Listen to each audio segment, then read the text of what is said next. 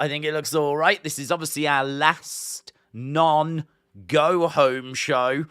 When we get to Raw, that's a go-home show. When we get to SmackDown next week, that is the go-home show for WrestleMania. So this is our last chance to actually kind of put those, not finishing touches, but to really do anything I would say significant.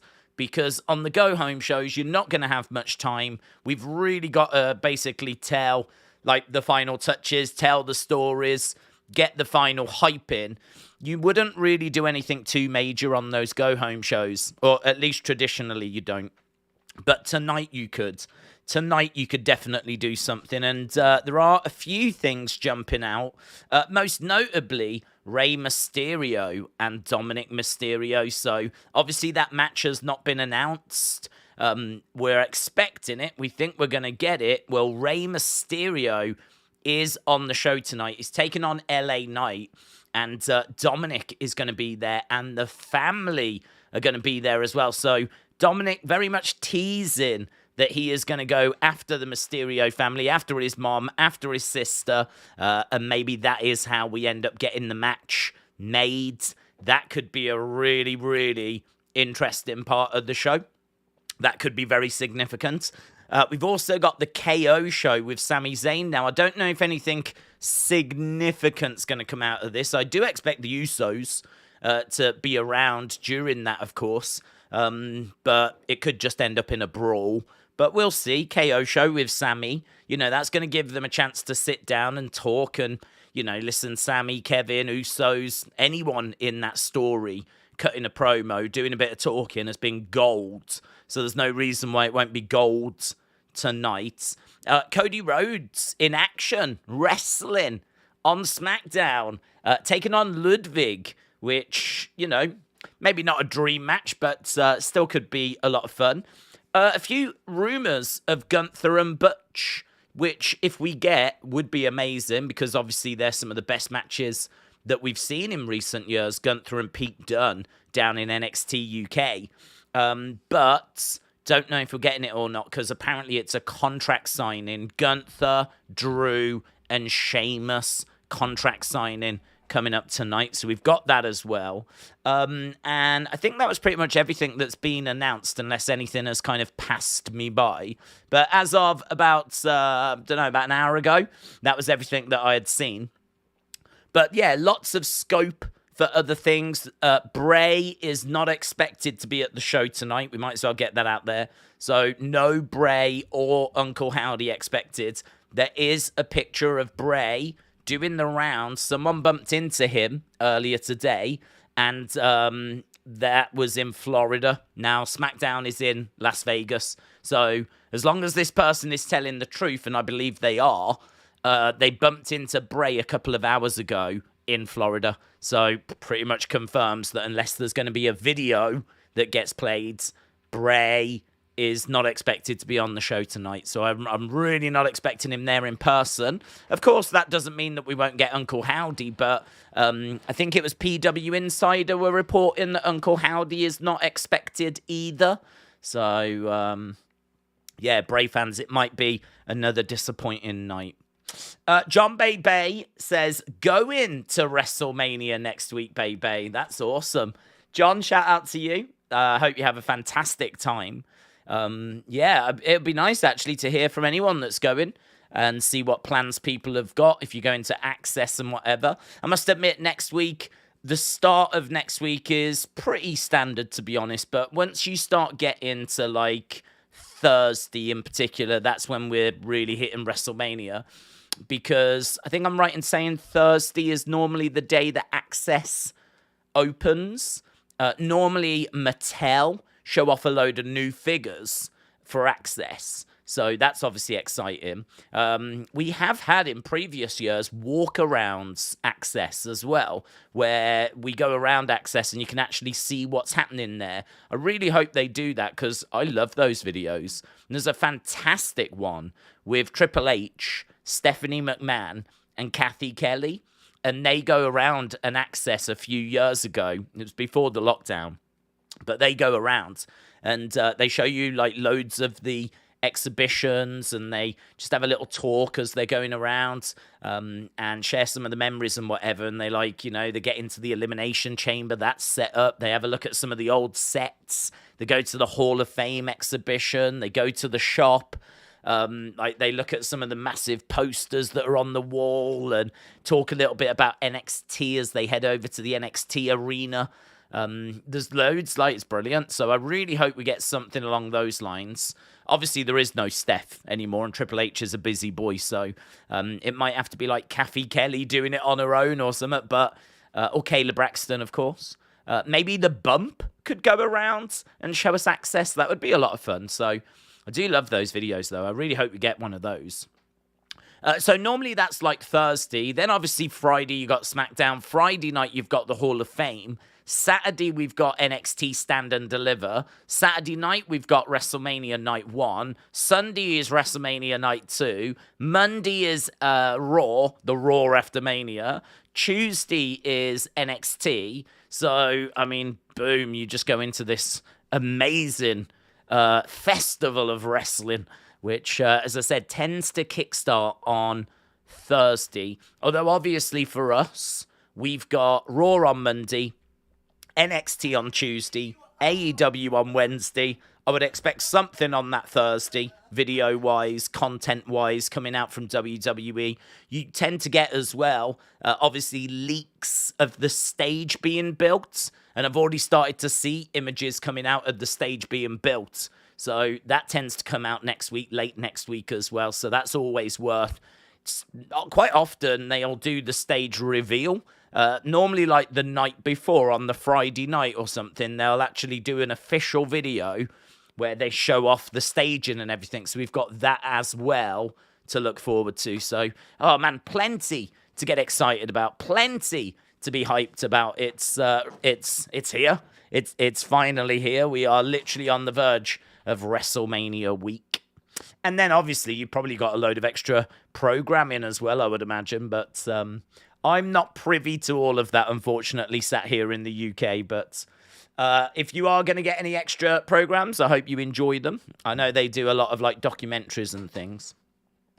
Alfie, shout out to you, buds. Hope you are well. Alfie firing in a membership for people, which is very kind. And big thank you to everyone that joined yesterday's members stream. We do that every couple of weeks. Thought it was good. I thought we got some really good questions. We ended up going half an hour longer than scheduled. But then, that's normally the way. So, yeah, really enjoyed it. So big shout out to everyone that joined us for that. Mitchell, shout out to you, buds. Mitchell said, for my Randy theory, I would love him to be there to celebrate Cody's win when the next night turn on Cody, setting up a feud. They have a story already. It would be great for Cody's first feuds. My only concern with that would be that Randy has been out since May. He's had pretty major surgery. And I really think they're going to look to ease him back. Ring rust is a very real thing. And it's even more so when you get on in your career like Randy is getting on. So I really don't know that Randy would be able to return and go straight into a feud for the world title with Cody. I think you might have to ease him back in. Now, obviously, I don't know what condition he's in. I don't know, if he would be able to do it. But my guess is almost certainly not. Because to be out since, last May? And I believe he was struggling for quite a while. The injury he got, I don't believe it was an injury he just picked up. I think it was something he was struggling with for a while. So just don't know what, how that had worn his body down or, I would imagine he ran it until the wheels came off. And I'm sure he's totally recouped and recovered. But, I've got a feeling it's probably going to take him a little while to ease back into it, get rid of that ring rust, kind of get going again. So there's a lot of talk about Randy and about him being at WrestleMania. And I can definitely see him being there. And I think his role at WrestleMania is going to be very interesting because, I could see him doing an RKO, definitely see that. I don't know that I can see him being a mystery opponent and all this kind of stuff. I can see him. I think it was James said, like, how about he goes on commentary for the main event or something like that? And I kind of like that because, you know, he's out there, he's part of it. I think he could offer some really interesting insights, and he's not getting in the way of anything, and he's out there. We know his history with Cody. I think that would be kind of cool, to be honest. So I'd be totally down for that. Or if he, you know, even if it was a case that Cody was celebrating and, you know, people came out on the entrance ramp to applaud him, and, you know, right at the front and center is Randy Orton. Like, even just that little moment might be really cool. But I think it's a really interesting conversation. Like, how do you use him? And I think the truth is probably, without knowing his kind of physical condition, I think it's difficult to know what we're going to get out of him. But no denying, I completely agree, Mitchell, that if we can get a feud with Cody out of it, then yeah, I've got to think that that's something they would love to do. Alfie firing in a membership again as well. We got a lot of memberships being fired in as well. We got Smurfy Tunes, Chris as well, just firing in like these memberships, which is awesome. I think did I see Triple T lurking? Triple T, shout out to you, says Lily Pons. Absolutely, Lily Pons. Apparently she got offered $20 million to sign for WWE, which I think is an absolute disgrace, because she is worth at least double that. It should have been 40 million. Should have been 40 million. That's what she should have got. She is so valuable. I mean, I don't know what she does or who she is, but I mean, other than that, like, just, you know, 20 million, that's a slap in the face. Apparently it's not true as well, but either way, yeah. Hey, these YouTubers, flipping scum of the earth, aren't they? These YouTubers, you might have seen them around. These YouTubers, get out of here. I've already kicked one off the Wrestling Escape Pods. I've already got rid of a YouTuber, booted him off, got rid of him this week, let me tell you. And I'm targeting myself soon, don't you worry about it. So, yeah, that apparently turned out to not be true. When TF is someone going to give me a 12-year membership, says Triple T. Triple T, shout out to you. I hope you're having a good weekend. WrestleBuzz, shout out to you, bud. WrestleBuzz said, do you think there's anything behind the cryptic tweets from Vincent, Dutch Rowan, or false hope? I'm usually optimistic, but I just don't know. I've been quite vocal on this for a long time. So I tried to like avoid going over it and sounding like a broken record, but they could be joining, and there could be plans for them joining, and what they're putting out could be like good intentions. It could be like, you know, you might have been told 5 months ago, we want to bring you in and work with Bray. And so you might have spoke to Bray and gone, look, I'm just going to put out a few little teases and whatever, just get a bit of excitement. And it all could be coming from a really good place. But it has been months and months and months and months of these cryptic tweets, which I have no idea if they mean anything at all. I don't know if any of them have actually correlated to anything like that you can put your finger on, that you can actually look at. You know, could you go back to a Rowan tweet from, say, 3 months ago, a cryptic tweet from 3 months ago? Does it mean anything? Has anything actually come of it? Like, I don't know that anything has. I don't know that anything has. So I must admit, like, I get tagged in the Dutch Vincent stuff. I don't do anything with it. Feel free to, keep tagging me in it. I really genuinely appreciate people tagging me in stuff, because I was talking about this during the member stream. Like, I don't know how people do it, to be honest. There's about 200 wrestlers in WWE alone. So anytime they put a tweet out is obviously going to be interesting. not always, but, certainly if it's like Alexa, what she's been putting out recently, or what CM Punk put out recently, So, like, trying to keep on top of all of that, then trying to keep on top of the rumors. Dutch and Vincent aren't technically in WWE at the moment, so, like, they would be additional. Same with Rowan as well. Like, trying to keep on top of...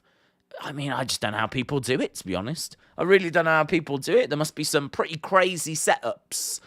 There must be people out there that have got notifications turned on for, like, every wrestler or something. I don't know. I don't know how people do it. Things definitely pass me by. So I really appreciate people tagging me and stuff. But when it comes to Vincent and Dutch and Rowan, they absolutely could be involved, right? No doubt about it. They absolutely could be involved. But for me, it's been months. It's been months and months and months, and it has not gone anywhere. I mean, could you imagine White Rabbit if it had carried on for months and none of it like led to like anything? There was nothing, there was lots of little teases and things that happened. People would have lost steam. People would have jumped off. They would have got bored.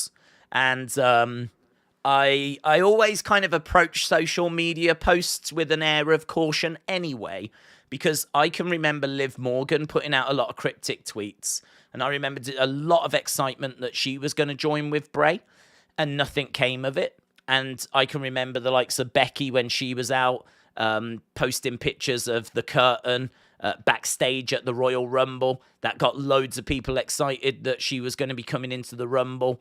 Obviously, we've seen recently the electrifying Royal Rumble poster that got a lot of people excited that The Rock was going to be at the Royal Rumble. And I just think there is a lot of teases and things like references and things like this that are literally just designed. They're only designed to get you talking. That is it. Without sounding nasty, you're being used.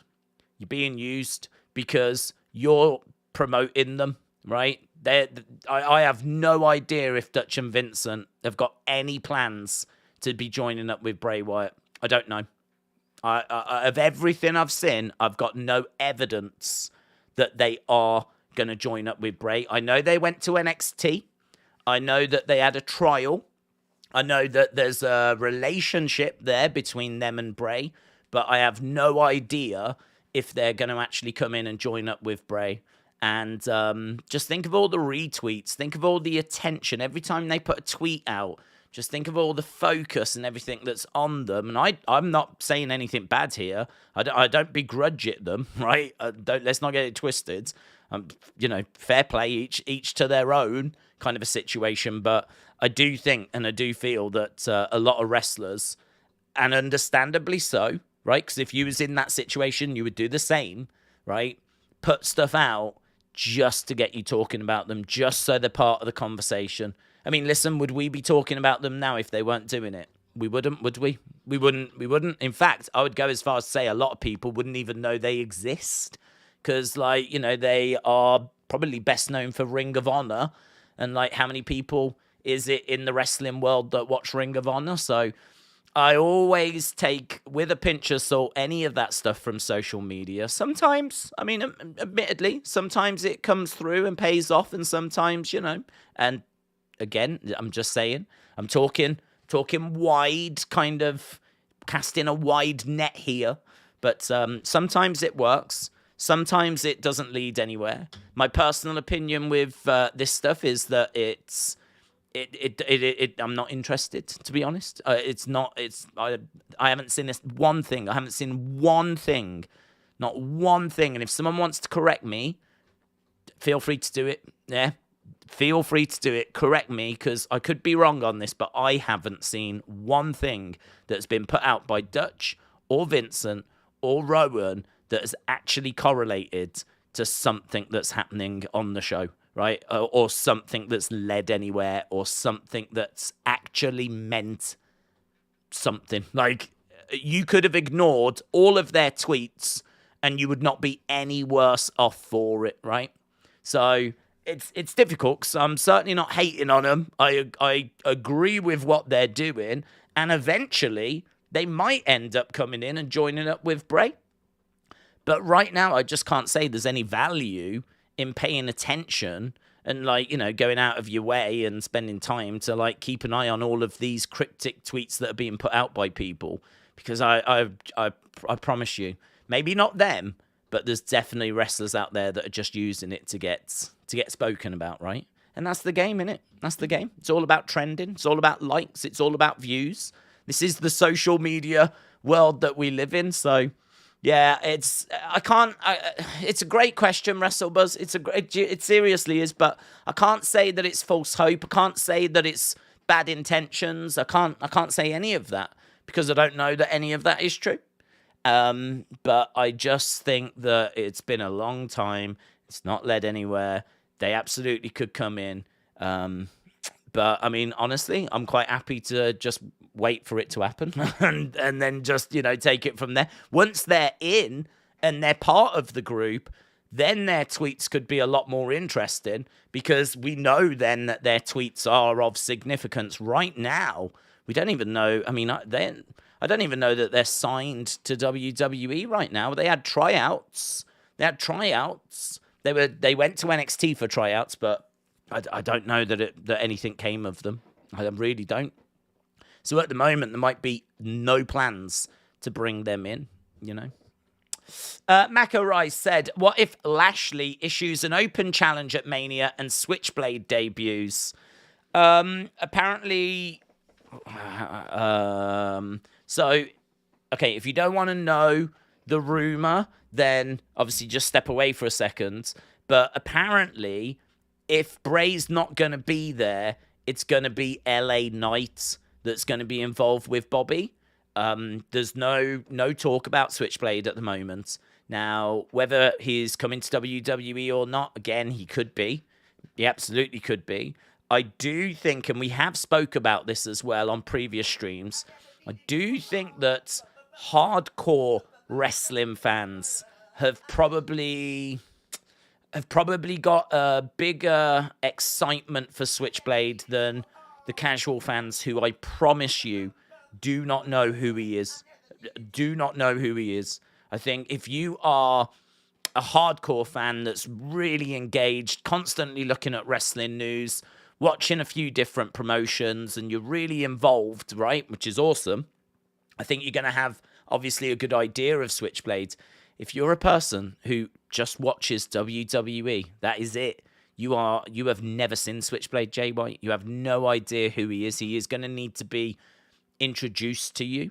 And I don't know that they would want to run the risk of debuting him at WrestleMania to what would almost certainly be crickets.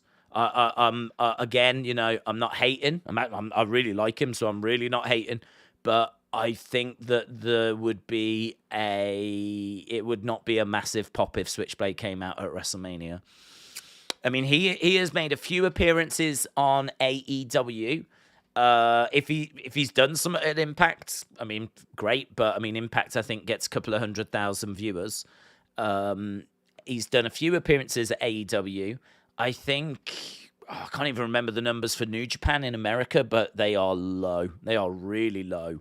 And I've used the examples before of like Finn Balor, right? Finn Balor created Bullet Club, was the leader of Bullet Club, and he had the Demon. You would look at someone like Finn Balor, and it would be a no-brainer that he would go to the main roster. And he didn't. He went to NXT. They put him in NXT first because he's come from New Japan, and the concern was that people wouldn't know him.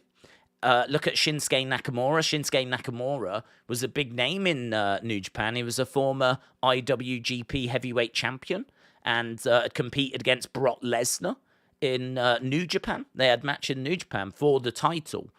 And he was someone that was in main events and used very well. Again, brought him in, put him in NXT.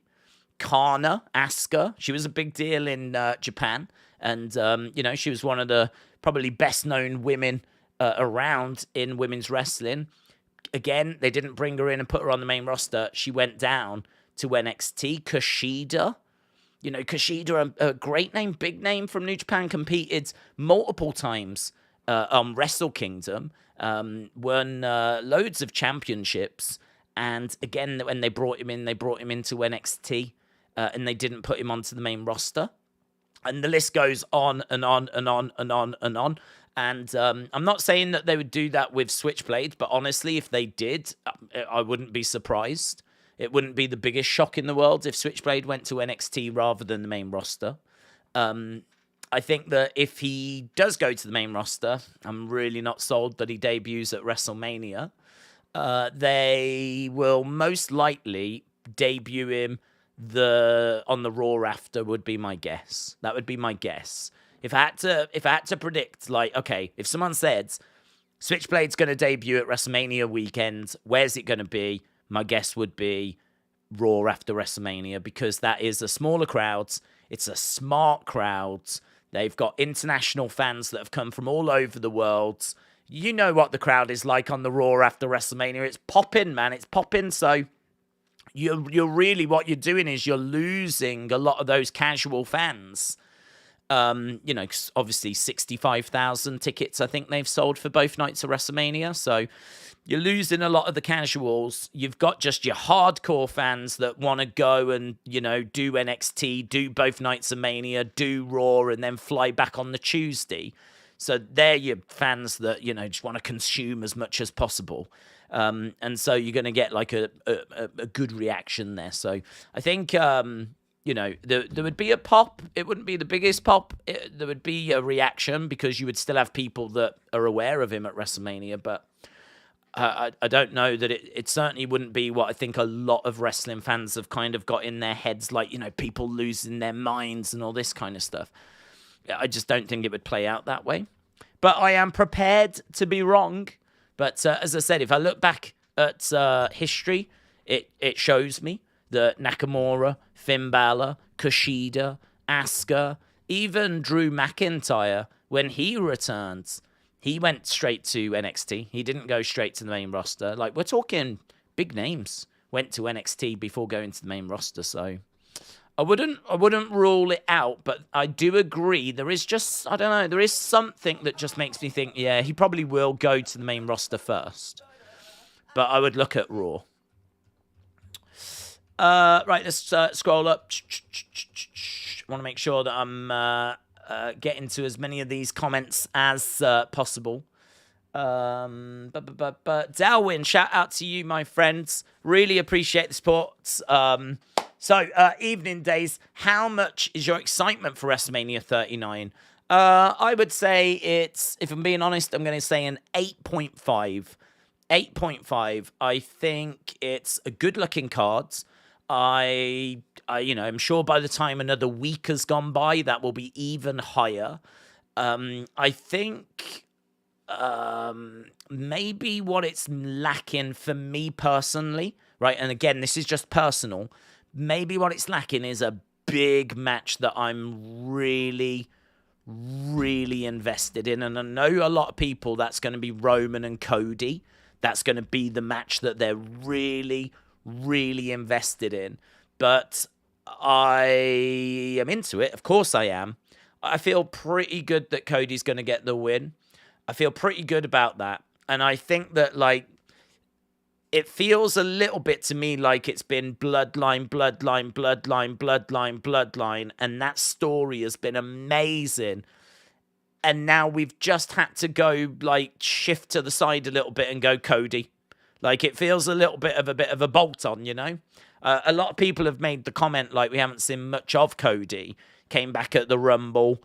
He's obviously been around since the Rumble, and now he gets this title opportunity, and boom, he wins the title. And this isn't my comments. Don't shoot the messenger. But there are people out there saying that they want Roman to retain. They want him to get to the 1,000 days. And that Cody just hasn't quite faced enough adversity. Now, if you've watched previous streams, you will have seen me answer this by saying, well, if you look at his career as a whole, look at his whole career, then he's faced plenty of adversity. But I do understand that if you have only been watching WWE for the past few years and this is your first interaction with Cody, he's had, 3 matches against Seth. He did have other matches on Raw, but, pay-per-view matches. He's had 3 matches with Seth. The one where he's got the injury, goes away for 8 months, comes back, wins the Rumble, and now, boom, here we are at WrestleMania. So it's there's been, and obviously the Sammy situation where, we were building up to Sammy for February's pay-per-view. And so, Cody has now kind of come in and took that spot. And so now we've got Cody against Roman, and it's a big main event. But I don't know. I think it is the Sammy situation that has just kind of took the wind out of it for me. I feel like, to be honest, I think if Vince hadn't have left, I think that Vince knew not to build Sammy. I think he knew, and this is where, Vince being a bit harsh probably works a bit better, because I think Vince would not have allowed Sammy to have got as big as what he did. And I think he would have done that by just not having him with Roman. When Vince was around, he didn't put Sammy with Roman. Sammy was always talking to the Usos. He was talking to Paul Heyman. He wasn't getting to Roman. And then Triple H took over, started to put Sammy with Roman, and all of a sudden Sammy gets massively over. And then that is a problem, because now you get to WrestleMania season and you've got these 2 big baby faces, and obviously only one of them is going to be able to beat Roman. And so, they're sort of getting in each other's way. Now, what I would say is they've done a really good job of making sure that we try and tell both stories and they don't get in each other's way. But it has just kind of sucked the life out of it a bit for me. I know that if Cody wasn't around, I feel like Sammy would have won. I feel like we would have, the story would have built up. We would have had the turn. And then I think WrestleMania would have been Roman versus Sammy if Cody wasn't around. But he is around. And so, Sammy now finds himself going down to the tag match instead. So, look, Sammy's in a big match. We constantly hear about how they're worried, or, we've been hearing how they're worried that his popularity is getting in the way. There's talk now that the Sammy-Kevin match is not going to even main event night 1, which I think is such a shame. If you think about the work that Sammy has done, and not just Sammy, the Usos. I mean, the Usos absolutely deserve to main event night 1. They absolutely have earned that. You can't tell me that Jey Uso does not deserve to main event night 1. I mean, I understand that the women have got to main event, right? Because, if you win the Rumble, that's the prize. So I do understand it, but my argument is there has to be an exception, right? There has to be an exception sometimes. And I suppose the issue is that exception was made last year when Stone Cold main evented, right? So can you do an exception again this year?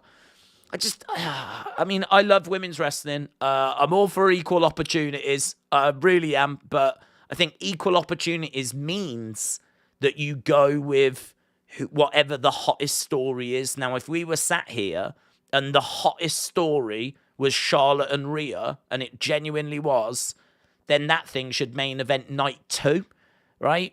This is not about gender or anything like that. It's about putting your hottest stories in their rightful positions.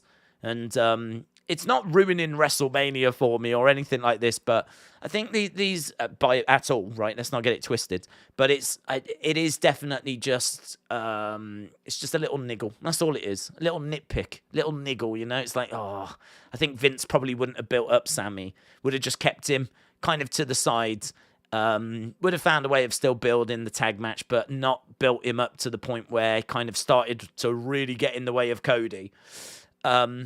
And then I think, I don't know, actually, if he would have put the Usos as the main event. I genuinely don't know. I don't think Vince really cares about putting the women in the main event just for the sake of doing it, right? I don't think Vince tends to worry about those kinds of things. And reports are, not even nothing to do with me, right? But rumors are that they are putting Rhea and Charlotte there for political reasons, right? So the optics look good to have women main event in the one night, men main event in the other, which, as I said, I have no issue with, because if you win the Rumble, that's the prize, right? So you can't really argue with it. But I do think this year should have been an exception. So I'm at about an 8.5. I think if maybe if some of that stuff hadn't have collided, maybe if, like, you know, they weren't seemingly holding back Sammy and the Usos and all that kind of stuff, like, then, you know, maybe it would have got a bit higher. And as I said, I expect that to grow as we get closer to it. But make no mistake about it, I think it's a good-looking card. I like the cards. I think there's not bothered by the showcase matches, but honestly, I mean, they can open the show, can't they? They can just be a fun match to open each night. Done. Simple. I know that everyone would like something different for Brock and Amos, but, you know, okay, fine. But outside of that, I mean, I think Theory and Cena is great. I think Rhea and Charlotte, the rematch from WrestleMania 36, is great. I think Sammy and Kevin against the Usos, yep. I mean, that was been rumored for a long time, so Cody trying to get the title for the Rhodes family, yep, makes sense. Roman with his title reign, yep, makes sense.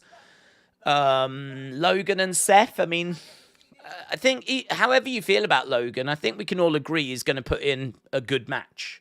So I know a lot of people don't like Logan, and, you know, he gets bad reactions and everything, but I don't think anyone's worried that the match is going to stink the show out. I think, if anything, a lot of people think that could be the match of the weekend. So, you know, even that, you can't. It's a struggle to hate on, right? So I actually think the card looks pretty good. I think you could make a really good argument that if this was just one day and 3 hours, I mean, yeah, we could be talking about one of the best ever WrestleManias.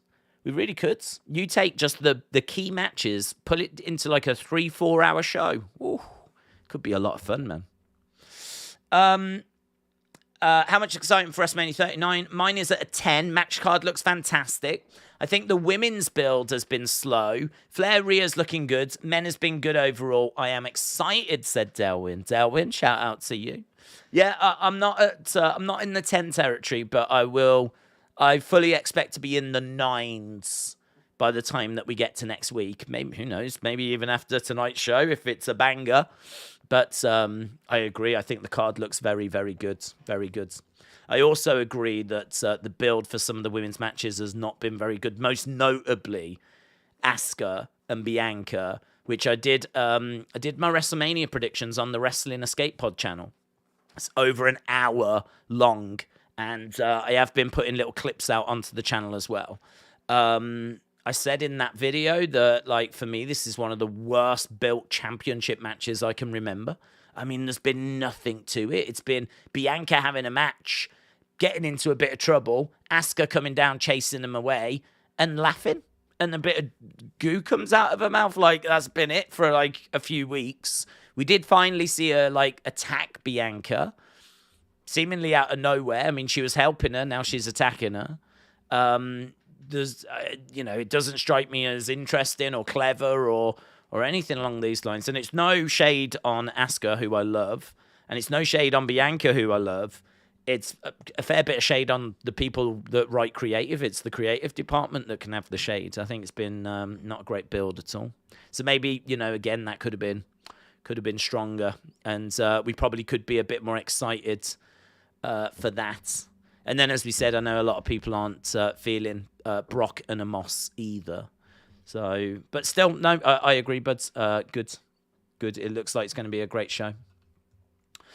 And I appreciate the support as always, but Alfie said, I'm so excited for the coming week. Hang on, I'm dancing and singing. I'm singing, Alfie. Give me a sec. Here we go. I'm so excited for the coming week. There's UFC and my birthday tomorrow. Well, I'm not going to wish you a happy birthday yet. I'll do it tomorrow. Raw and SmackDown before WrestleMania. Speaking of, we get the amazing WrestleMania itself. I'm excited to spend the days here on the stream. Alfie, shout out to you. Love it. Keep sharing your thoughts, your enthusiasm. Love it. Well, it's all welcome. It's going to be a good week. It's going to be a really good week. I'm really looking forward to the go home shows. I mean, look, once you get into WrestleMania, the time for talking is, done. Like next week, it's about putting in those final touches, getting people's thoughts and predictions, and just, enjoying it, sitting back and enjoying it. So it's going to be good, man. It's going to be good. So, Alfie, really appreciate it. I want to make sure that I'm getting to all of these. Let me make sure, because they keep jumping off of screen. I take so long to get to them. Let me scroll down. Gaming in real time. Does that mean I missed the Murphy family WWE? I have moved to Sydney. Have you? Shout out to you, bud. I hope you're having a great time in Sydney, Australia. That's quite a move, isn't it? Gaming in real time. Shout out to you, buds. Mitchell said, Days, really quick. You don't have to talk about it long, but what is going on with CM Punk? He wants to apologize, and then the next day, suddenly FAEW. Yeah, so I believe there was like comments that were made by Dave Meltzer. So my understanding is that I think there's a lot of stuff that gets said. Because if you think about all the different news outlets and you think about, and I think it's Meltzer in particular that stirred this one up. But don't forget, I mean, you've got things like Jericho's podcast and, other podcasts out there. I heard Dax making some comments, not about CM Punk, but, even wrestlers are not shy. Active wrestlers are not shy about stirring the pot a little bit. So on their own podcasts and everything. So I think what's going on is that it's a situation that keeps changing. I think that if the noise had gone away, and it was never going to go away because there's too many people involved, there's too many opinions. But if it had settled down, gone away, I think he would have come back. I think whether he would have apologized or not, I mean, certainly seems like he was interested in doing that. But I think he would have come back, definitely come back. Apparently he was open to it. And there was talk of an apology. But the thing is, you keep getting stuff that gets put out by Meltzer or gets said on podcasts. And it's not just that those people are saying it, because they're obviously getting it from somewhere as well. And if that information is not correct, that is stirring the pot, because not only is it false information being put out there and things being said that aren't true, right? Or they are true, but the spin on it has been, applied. The motive for why it happened is wrong, for example, right? I can understand CM Punk sitting there and getting frustrated at where Dave is getting his information from, or where these comments are coming from, because what it implies is either Meltzer is just making it up, right? Or someone is continuing to put a narrative out there that is not in line with what CM Punk is thinking and what he experienced, right? And so, not his side of the story. And so, this is where we're starting to see, like, outbursts and frustration. I think CM Punk strikes me as the kind of person that can go from 0 to 100 very quickly. It ain't going to take much. Ain't going to take much to upset him. Ain't going to take much for him to flip, right? He strikes me as the kind of person that you'd probably have to tread quite carefully around. And I think that we were at seemingly a good place, and I think that he was happy to come back. But according to that Fightful report, the sources aren't sure that that's the case anymore now. So now we're right back to being, we don't know where we are anymore. So we're just going round in circles. We just don't know where we are now. So we didn't know where we were. Then we found out that he seemed like he was happy to come back. But this was after hearing that he was going to sue them. And then now, because of this, it's gone back to being, well, we don't know if he's going to come back now. So it's just a mess. It's just a mess. There's too much noise around it. And as he said, it ain't going to go away, right? It ain't going to go away. Apparently, Tony and CM Punk were going to sit down in February and they were going to, like, sort stuff out, like, come to some agreement, some arrangement. But because of Jerry Jarrett passing away, they weren't able to do it. They haven't had that meeting yet. And I don't know when that meeting is scheduled for, or maybe it happened recently. But they need to sit down and come up with a plan, don't they? They need to find a way forward because, I mean, you're not going to stop the likes of Meltzer and people saying stuff. And, you know, things are going to go out there that are going to upset him. But he's going to have to deal with it better, right? I can understand the frustration of having things put out there about you that aren't true. But a lot of this stuff doesn't stick. A lot of this stuff is just, do you know what I mean? It's here today, it's gone tomorrow. I think if you have that perspective of like, it's a load of rubbish, you can't constantly get upset about that sort of stuff. You've got to just kind of have more of the mentality of, it's a load of rubbish that's designed for clicks or designed to put someone's perspective out there and whatever. And, you know, if you're going to get upset by it all the time, I mean, you'll just be upset all the time. So, like, he's got to find a way of dealing with that better. That would be something that I think if I was Tony, I'd be looking to have a conversation with him about, because other than that, it doesn't seem like Tony has necessarily done anything wrong. Doesn't seem like AEW themselves have done anything wrong. It's more Jericho, Moxley. It's more like individuals that seemingly he's got an issue with, and Hangman, of course, that are the root of this frustration. It's not that it's not that he's had a big falling out with Tony or anything like that, you know. So, yeah, that's my understanding of it. Right, I wanted to get to the Murphy family WWE, but unless I get to the super chats like within a certain time frame, they disappear, and I don't have it now. So I am going to have to go onto YouTube, watch the stream, go back in the stream to find the comments. So that this is definitely something that I wish YouTube would fix, so that I can find super chats before they disappear, which I should hopefully be able to do. That was Mitchell's. That was gaming in real time.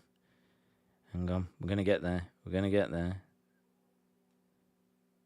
There it is. Found it. That was actually not too bad. Right. I don't know if I can actually read it, though. But the Murphy family WWE, shout out to you, says, cheers, buds, to a great Mania weekend. Orton could take out Solo during the climax of the match. I like that. Yep. I'm down for that. That's a good spot for him. With Alexa confirmed being at WrestleMania, I'm much more confident of Bray showing up. Thoughts? Right. So, really appreciate the support, buds. Sorry it took me so long to get to it. In regards to Alexa, now, I think they've said to Alexa, look, we want to use you at WrestleMania. And we can always do something with Alexa, right? If she is going to be joining up with Howdy and Bray, you can always just have her coming out and, you know, like the goo dripping down her face, or, do you know what I mean? Just Bianca can beat Asuka, for example, right? Bianca beats Asuka, standing in the ring celebrating, lights go out comes Alexa on the entrance stage, right? Goo dripping down her face like it was at the end of WrestleMania 37. And like she can just basically show that she is transformed and she is no longer the Alexa we saw at the Royal Rumble, right? So I feel like you could always do that or something like that if Bray's not going to be there. if Bray is going to be there, you can do that, but maybe just not in at that part of the show. You do it during the Bray Bobby match. So I can't say that Alexa being there is necessarily screaming to me that Bray is definitely going to be there. I do think the picture that we saw of Bray earlier is very interesting because he looked good. He looked healthy.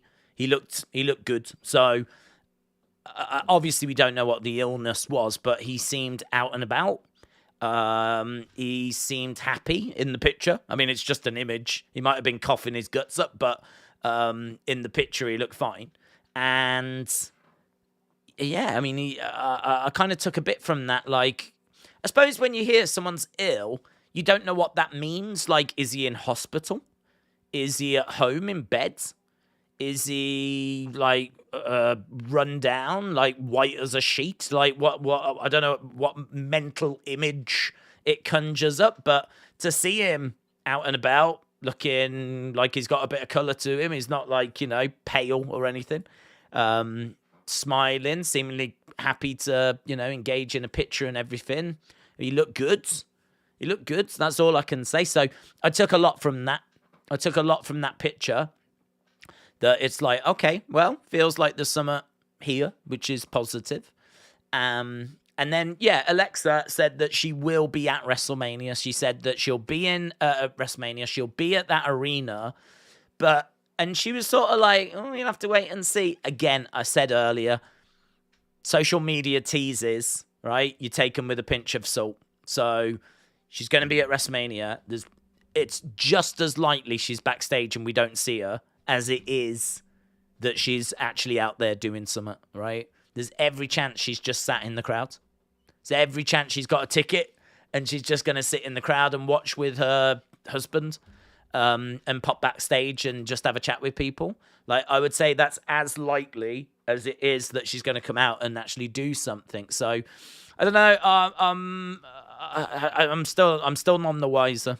But I think there's definitely, with the Alexa news, the Bray image, I think there's definitely a few things there that Bray fans can feel a bit more confident about, right? Can definitely look at and go, okay, well, you know, there's something there for us to get our teeth into, you know? So, but whether we end up getting that match or not, I really don't know. But it's probably looking a little better right now. Let's put it that way.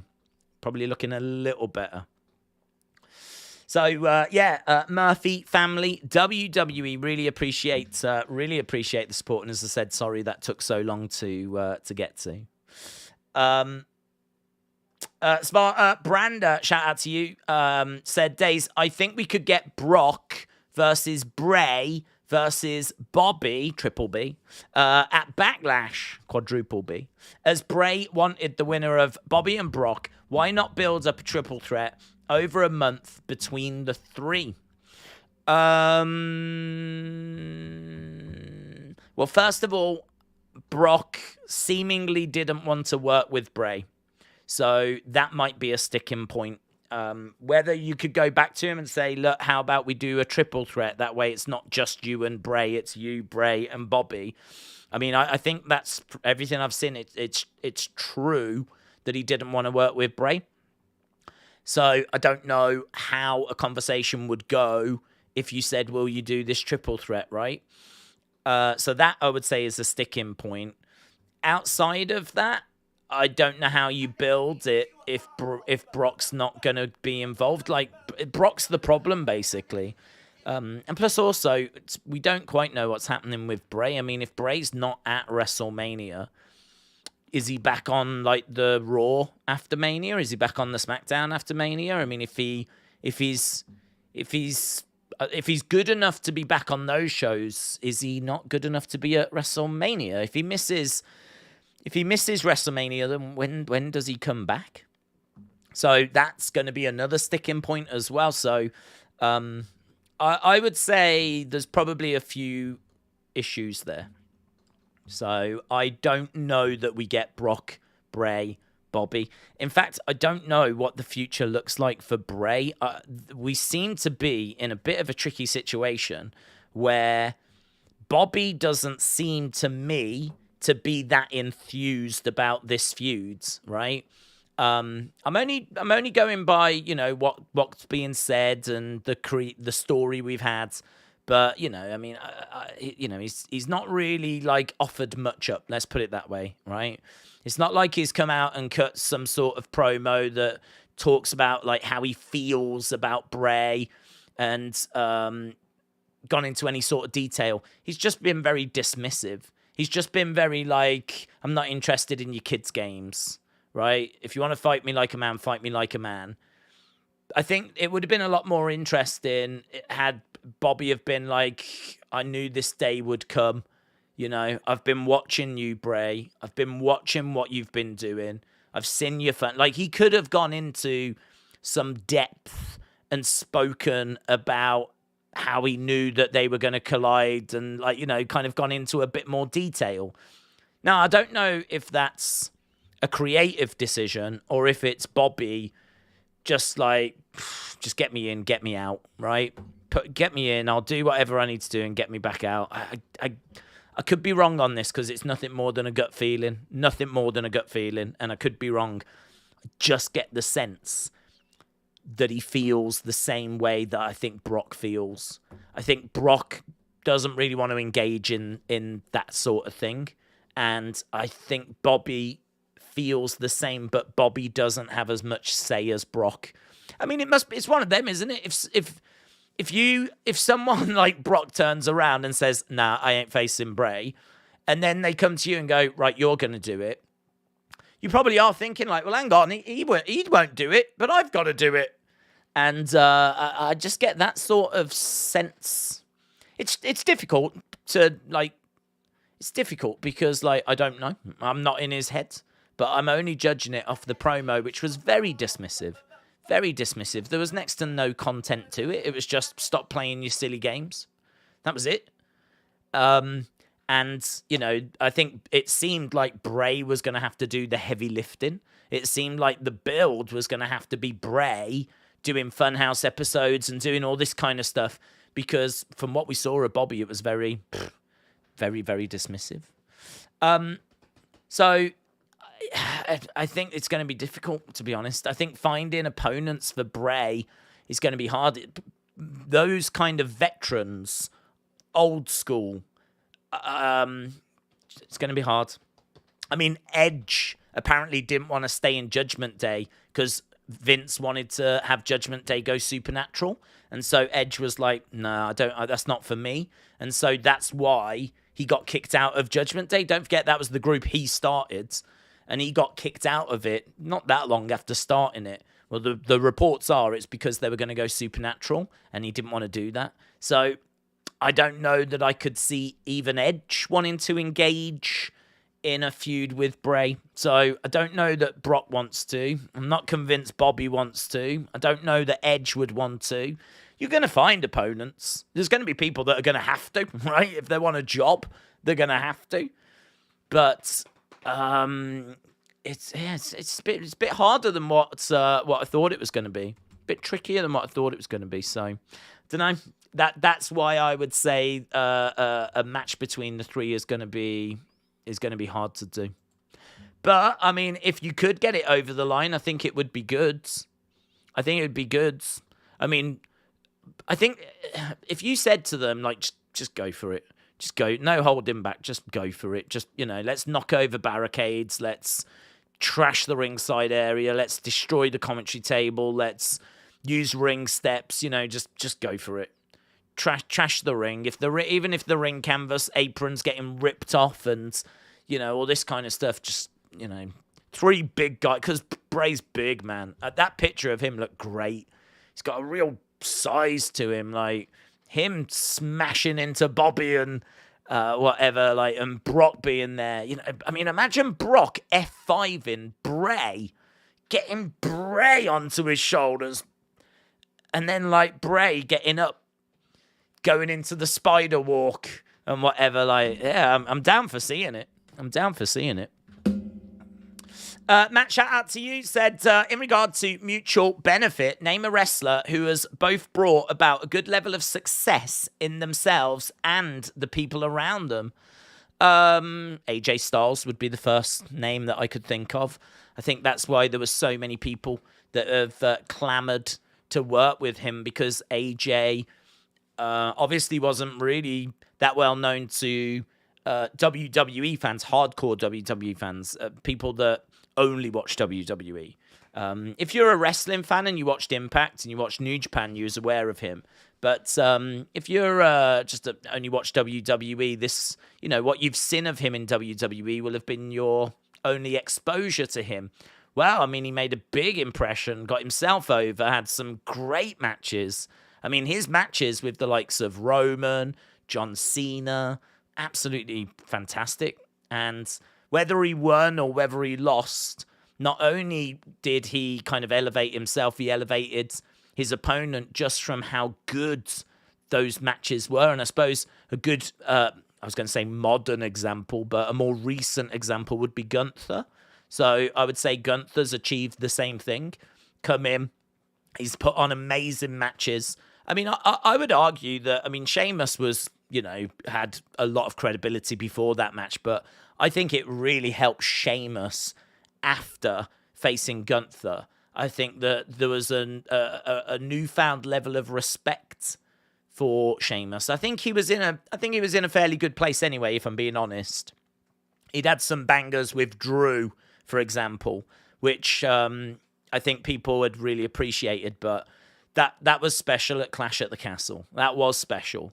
And I think that definitely got him on people's, elevated him and got him even more on people's radar, So I would say a couple of names like AJ Styles, Gunther, people that have come in, killed it in the ring, elevated themselves, but then also elevated people that they've worked with. I would say that Gunther maybe hasn't done that with all of his opponents. I don't know that he's helped elevate Ricochet, although did they not have an amazing match at the end of 2022? I seem to remember, like, in December, there was a match that Gunther has, and I can't remember if it's Ricochet or Rey Mysterio. I think it's Ricochet that he has a match against that just had everyone buzzing. People absolutely loved it. It's like one of the matches of the year. And I think it was Ricochet. So, yeah, I would say that if you've got the ability to go out there and put on matches of that quality, then that is going to help elevate. And maybe this is part of the problem with Bray, is that, when we actually get to the matches, Bray is not known as someone that's brilliant in ring. And so the opponent loses, but they lose in a match which is not greatly received, let's put it that way. I mean, if you look at some of the reviews and whatever of a lot of like Bray matches, they tend to be like, 2 stars, 3 stars. We're not talking 4 stars, 4.5 stars, 5 stars. The fact he doesn't have that many matches as well obviously doesn't help, but maybe that's part of the issue. Perhaps if the end result was going to be a banging match that people would talk about and hold in high regards, perhaps then you would see people being a bit more eager. I don't know. Either way, we're going over to SmackDown. Massive shout out to everyone that's put in comments. I'm sorry I couldn't get to more. I really enjoy getting to people's comments, but we had a fair few super chats and things come through there, and really appreciate the support. Appreciate everyone joining us as we're about to go over to our first segment. It's going to be Cody, I think. It is Cody. So we're starting off with the American Nightmare, Cody Rhodes. He's going to be taking on Ludwig Klein of Imperium. Right, let's see if we can get to some more. JB said, I heard the Bray story was pre-written until Mania, and it was supposed to involve Alexa, which is why we got the hints. Someone, for some reason, changed it, and the story lost its way. I can't say I've heard this. Where did you see that, Jay? I'd be interested in reading that. Loud crowd singing his song. Apparently, Cody is now right up there with amongst the top merch sellers. I saw that earlier. Godfather's Ho, shout out to you. Says, Days smoking that fat leaf. Dom is going to hold Old Lady Mysterio hostage. Old Lady Mysterio. And get his dad match at Mania. The Hulkster has a mangina. I've got proof. Thoughts? Yeah, that's a rumor that's been around for a long time. But I have heard that he knows best.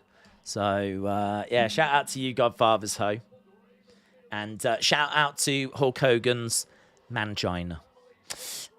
Mitchell singing along to Cody's theme. Orton will be at Mania, whether it's backstage or if he's medically cleared, says the one. The one, shout out to you.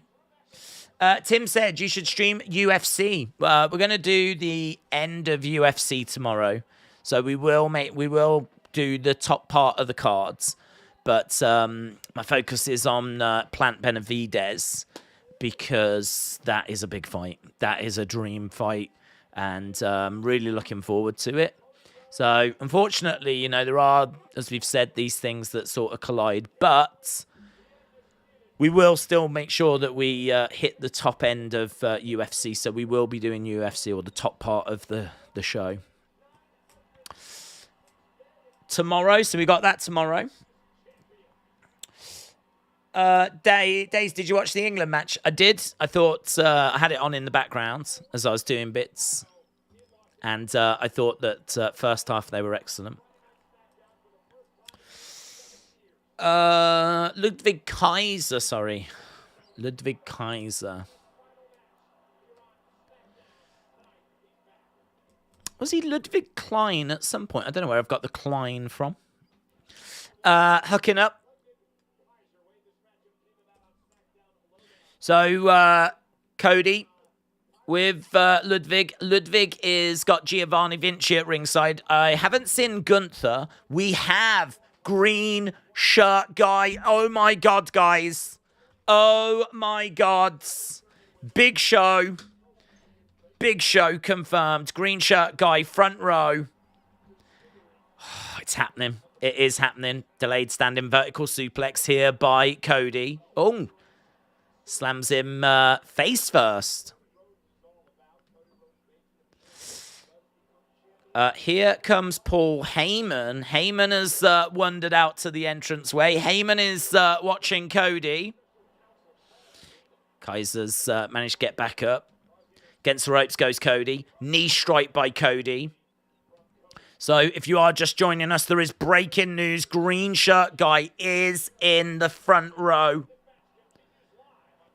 I think we are about to go. It's got to go into commercial feel, and we go to commercial. Boom. Green shirt guy always appearing on TV. Hayden, shout out to you, buds. Hope you're well. Sahil said, Days, I'm shooting a scene for a movie. Any advice? Yes. Get a camera. Get a camera. Get some actors, unless you don't need them, and it's like a, you know, just scenery, then you don't get actors. And have fun. That's my advice. And make sure lighting's good, but I don't know how. Natural lighting can be tricky to work with, to be honest. But hope it goes well. How are you watching, says Swarzy. On TV. On TV. No, I'm watching it on BT Sport here in the UK. I think it's on ESPN. No, it's not. It's Fox. It's on Fox in America. Might be on ESPN somewhere in the world. Wrestle with Andy. Shout out to you, buds. Hope you're well. Hope you're excited. As excited as people in Scotland get anyway. Dom will attack Green Shirt Guy and Ray will finally accept the match. What if that's his real mom? What if Green Shirt Guy is his real mom? What if it turns out that's part of his family? What's that? What if that's his brother? Green Shirt Mysterio? Yes, love it. Steve said, I think I'm right in saying Corey Graves, the gobbledygooker, amongst others, have had more individual belt reigns than Kevin Owens and Sammy in the last 5 years. Oh, because of the 24/7 thing. Don't know. Sammy was Intercontinental Champion last year, early last year. I mean, Gobbledygooker held the 24/7 title once. Corey held it once. So has Sammy had... He was Intercontinental Champ last year. Has he had another... That was his third reign off the top of my head. I'm sure that was his third reign. I would say false. I think, because I've got a feeling, wasn't Sammy Intercontinental Champ at WrestleMania 36? Which was, 3 years ago? So I think he was IC Champ then, and I know he was IC Champ last year. So, I'm going to say false. Let's go down. Green shirt guy. A wild green shirt guy in his natural habitats.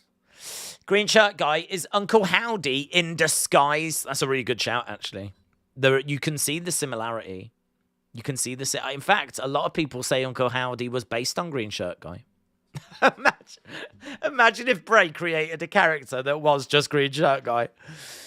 In the funhouse, out he came with like the shirt and the cap and everything. That'd be the best. It wouldn't mean much to casual fans, but to hardcore fans, they would pop. I would pop.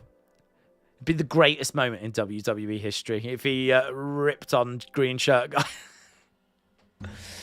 Before the superstars, we are back, of Raw, take the spotlight. What are they doing? A blockbuster night takes center stage. Oh, Raw. Is this an advert for Raw? So, Amos and Brock are going to weigh in on Raw. Miz. Becky, Lita, and Trish are going to be on Miz TV. Raw. Monday. Let's go, baby. Let's go! Right, we are back with the show. And we are underway with Cody. Boom. This Monday, final Raw go home before WrestleMania 39, says Hayden. Matthew said, Days, I got 2K23. WWE is different. It's hard and easy. Randy Orton returns on Raw or SmackDown or WrestleMania 39. Apparently, they are interested in using him at WrestleMania, so I think there's a good chance we will see him there. Don't know how they use him. And as I said, I wouldn't be expecting a match, but I think definitely a moment. A WrestleMania moment. Shot coming in there by Cody. Paul Heyman watching on. We got Giovanni Vinci on the outside. Kaiser over by the commentary table. Shot coming in. Another shot there by Cody. Cody unloading. Cody hurling Kaiser into the ring. Duck underneath. Looking for... he was going for the Cody cutter, but Kaiser scouted it. Good work there by Kaiser. Heyman continuing to watch on. Kaiser with a kick as Cody goes down. Imagine if Cody loses. Clean. That'd be wild. Just a week before WrestleMania, Cody loses to Ludwig Kaiser. Right, well, we're still underway with this one. Big Cody chants. WrestleBuzz said, Days, how big of a card would it take for you to come to WrestleMania in the States? It's not about size, is it? Is it, girls? But it's about quality. So it would need to be something very special. I mean, I don't even know if I know what it would be, to be honest. I've said before, like, to be honest, I think more so than WrestleMania, I think if Access was going to be mental, like the biggest access ever, and it was going to have like just massive exhibitions showing old ring gears, and do you know what I mean? Like, if normally it's a 5, this year it's going to be a 10. They're really turning it up. It's going to have like stuff that's never been shown before, and I don't know, perhaps an exhibition where you can look at stuff from the 60s, the 70s, the 80s, the 90s. Do you know what I mean? Like, that would really grab my attention. Because I think in-ring wise, I don't know. I mean, like, obviously Rock Roman would be amazing to see and be there in person for. But I don't know that it would get me to jump on a plane and go over to watch it, because if I go to WrestleMania, I mean, it's got to be something that I would be sacrificing the WrestleMania streams for as well, hanging out with you guys and not doing the streams, because I wouldn't be able to stream in the stadium. So I don't know. I don't know that there could be anything, to be honest. But the great thing about Access is I can do that in the day. It doesn't affect anything, does it? I can still stream on the night. Bish bash bosh. Lovely stuff. Thanks for coming. Kaiser in control. He's got Cody in the corner. Shot to the midsection. Boot to the midsection. Cody slumps down. Your dong is back next week, said next month, says Tim. Oh, definitely want to be there for that. Right, Cody going up. Kick. Down goes Kaiser on the edge of the ring. Cody in the ring. The one said, everyone is saying Brock versus Amos will be dog water, but can you imagine if WWE give Amos a title? So he's not just a Nigerian giant, but he's the Nigerian giant that slayed the beast. Yeah, I mean, it's an interesting one. Oh, his Solo. Solo has come out. Solo has come out and chop block, but not a great looking chop block at all. So Cody rolling out the ring as Solo and Heyman are coming down. Yeah, in regards to that, I feel that Amos would definitely be the one that would benefit more. But again, in the prediction video, I said, I'm just not convinced Amos can capitalize on that sort of a win, you know? Can Cody get back in the matchup? I think we're going to another commercial break, and we are. Yeah, I'm not convinced that he can capitalize on it. You can give him the win, but if he's still going to be like really lumbering and slow and plodding and just, I don't know, uninspiring and just not exciting to watch and just doesn't grab people's attention, like, he's not going to, I can't say he's going to necessarily benefit by being someone that was able to beat Brock, because I think the fans will still just not care. So I don't know. It's a tricky one, that. Do you go with Brock and just have Brock win and give him the moment where he can... Because him F5ing Amos is clearly what they want. They want him F5ing Amos and it being a WrestleMania moment, right? So I'm guessing that he F5s him, pins him and beats him. That's my guess. Brock wins, right? And we're only doing it because the head-to-head, like face-to-face looks amazing, because, you know, how often do you see Brock having to, like, look up to someone the size of Amos? So that is obviously a big appeal, and the F5 is going to be a big appeal, and maybe he could even do a delayed because of his power. He might be able to do like a big vertical suplex, hold him up there for a while. You know, it's an opportunity to really show off Brock's strength. And so, yeah, I'm kind of thinking that that's why we're doing it, and then Brock gets the win. But you're not wrong. I mean, the person that would benefit more from the win would be Amos. But are they going to do that? I don't think they will. I don't think they will. Imagine if they break the ring, said Killer Shot. WWE fans said there'll be a ring break, I bet. There could be. I think it's difficult, only because I think if you do break the ring, after what we saw at SummerSlam, it's going to be really hard to... I don't know. I mean, I suppose you Got to put yourself in that casual fan mindset, haven't you? We've seen the ring break several times, and it's cool.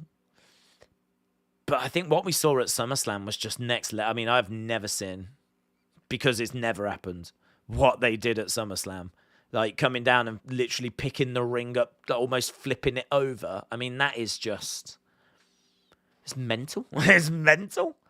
So... I don't know. I mean, they could do a suplex from the corner. They could do a power slam and the ring break. They could absolutely do that. And it will play well on social media, I suppose.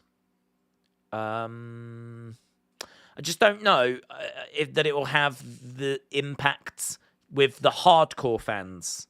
Because if you saw that SummerSlam thing in particular, like the ring breaking now is going to seem a bit like, okay. But yeah, you're probably right. You would still do it just to pop the casuals. Probably right. And I could imagine it should be simple enough to fix afterwards, you know. You probably need a bit of time, though. I don't know how quickly you can fix, how quickly you would fix it. You'd probably have to go to like some backstage interviews, video packages, whatever. Take a little bit of work, that would, I think, to get the ring fixed in time for the next match, because clearly Brock Amos is not going to main event. So, interesting. A few bit of food for thought. Shots being exchanged here by both crowds. Crowd are into this. Kick coming in by Kaiser. So we're still underway with this. We're 20 minutes into the show. Mitchell said, clearly set up for a pedigree, Cole. He's looking for the crossroads. Come on, Cole. Clearly setting up for the pedigree, and Cole said he was looking for the crossroads. Got ya.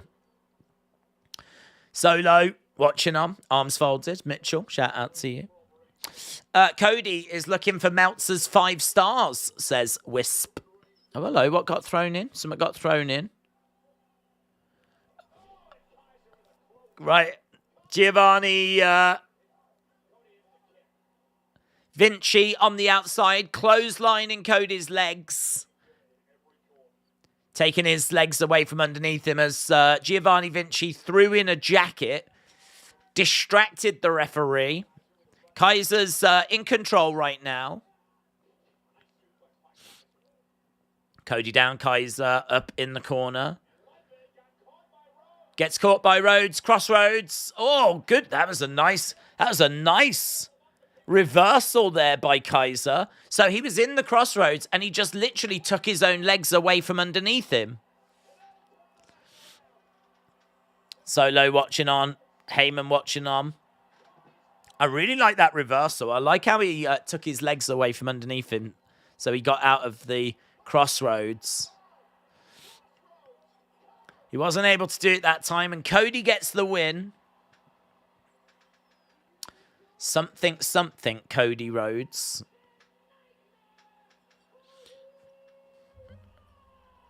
Cody gets the win then.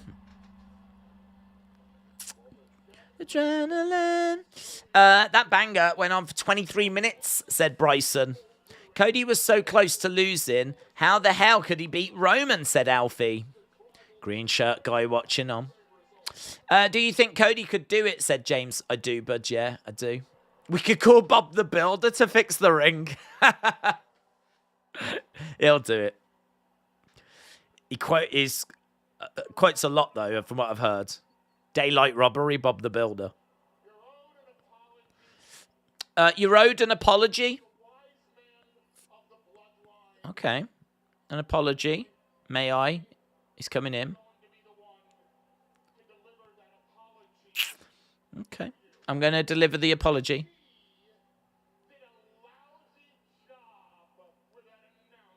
She did a lousy job with the announcement.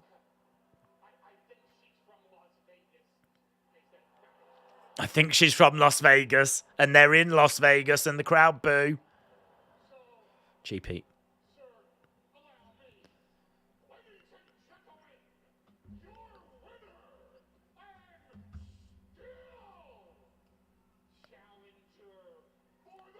And still challenger. Okay, so Heyman's doing an announcement for Cody.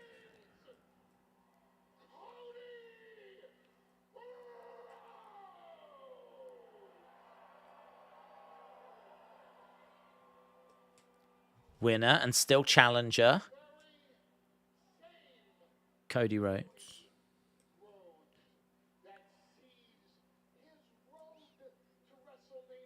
Where's he going?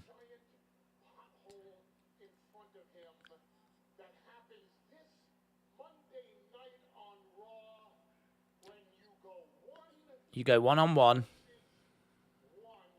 with Solo. So, Cody against Solo on Monday.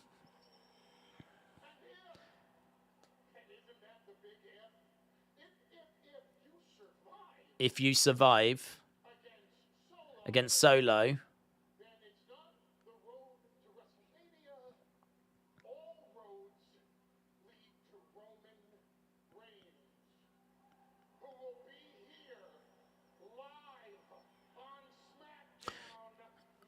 Okay, so Roman is on SmackDown next week.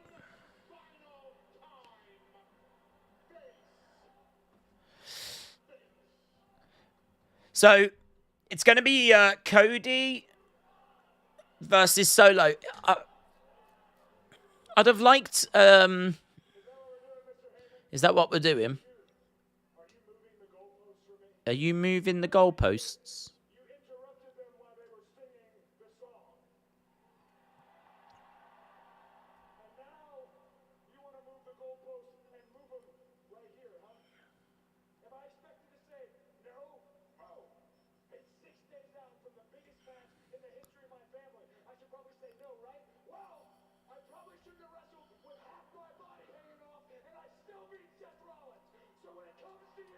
Okay. Cody said I should probably say no because we're 6 days away from WrestleMania.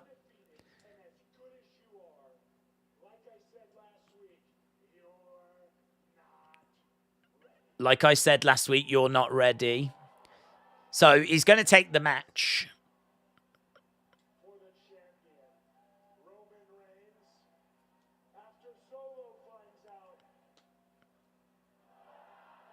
You're not ready, champ, by the crowds.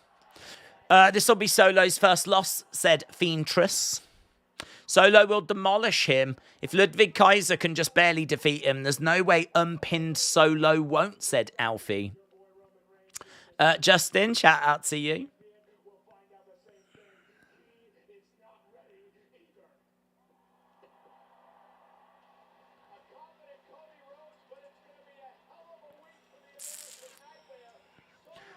Okay.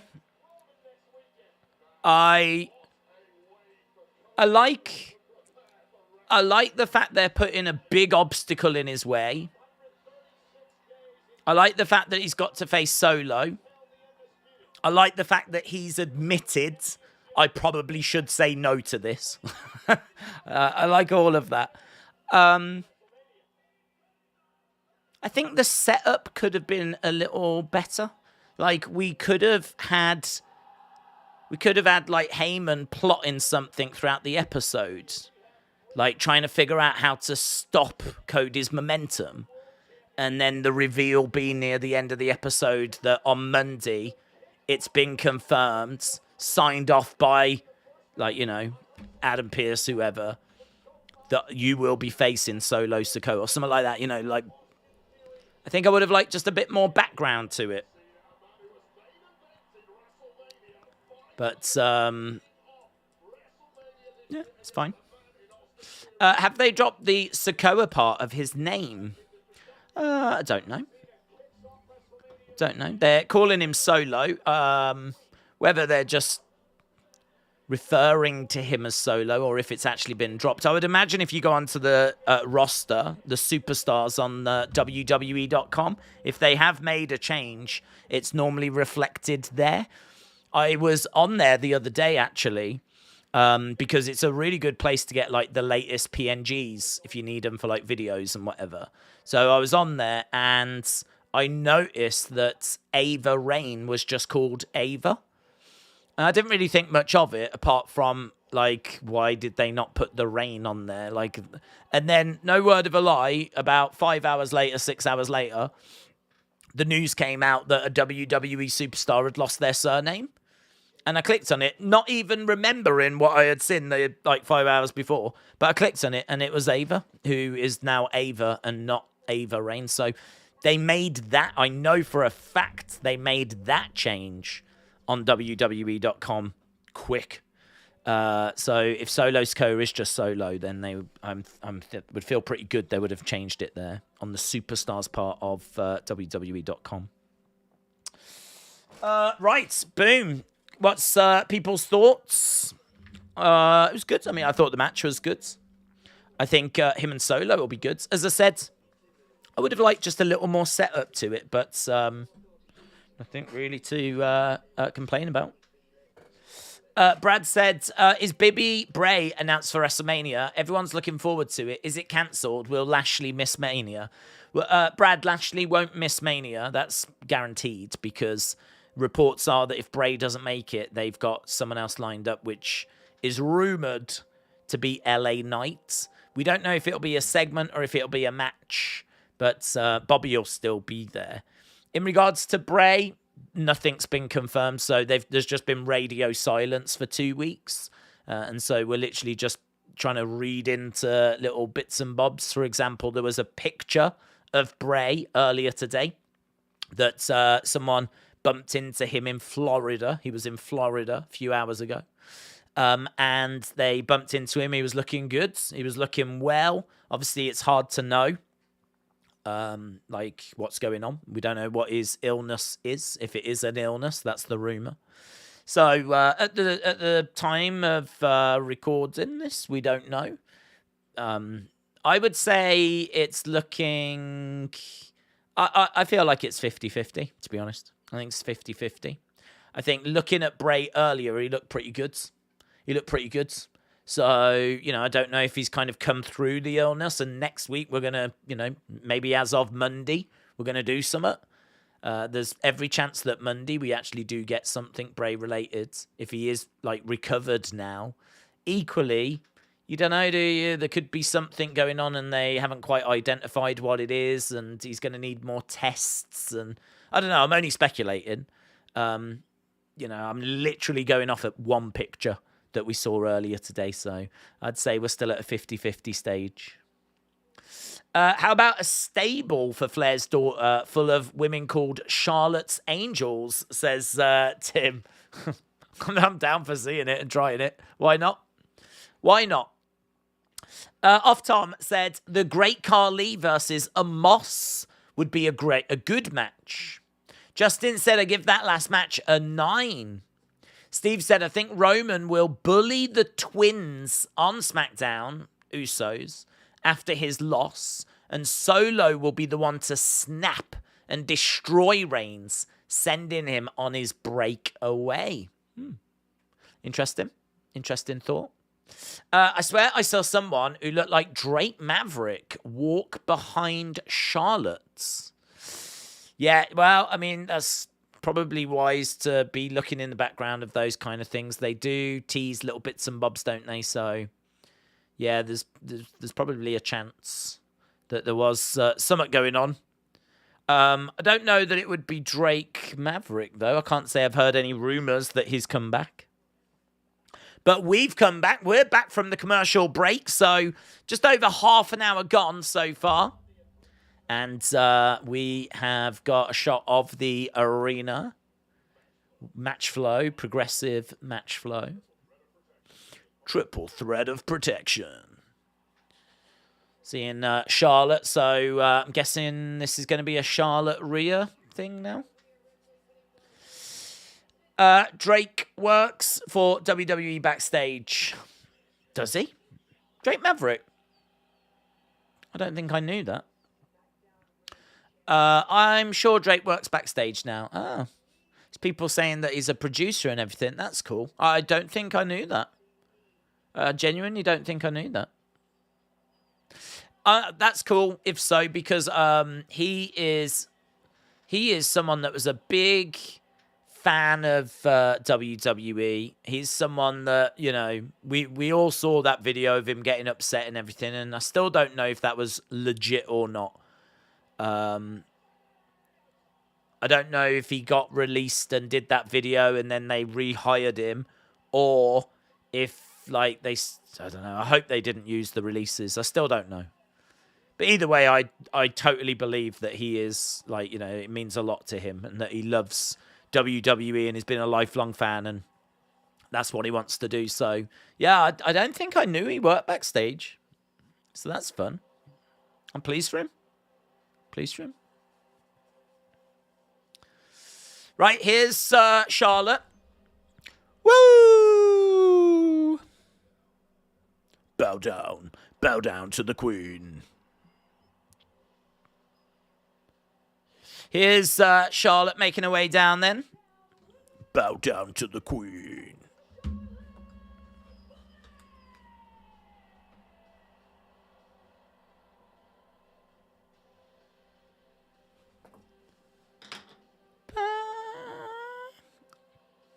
Not sure about this new theme for her. I think I'm just so used to the old one.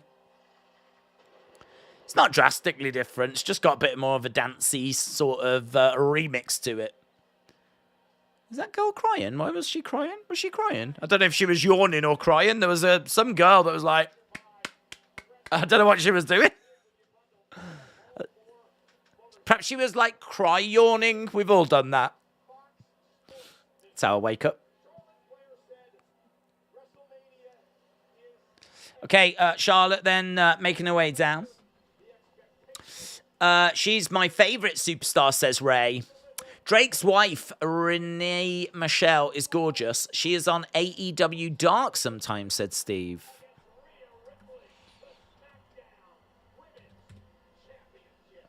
Okay. Honestly, this is like a club banger. Her new theme, or her current theme.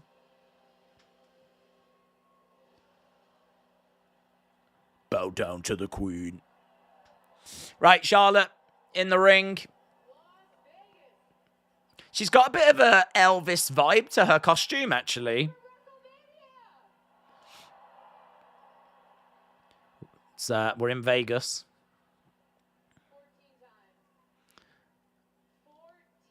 14-time world champion. People wooing.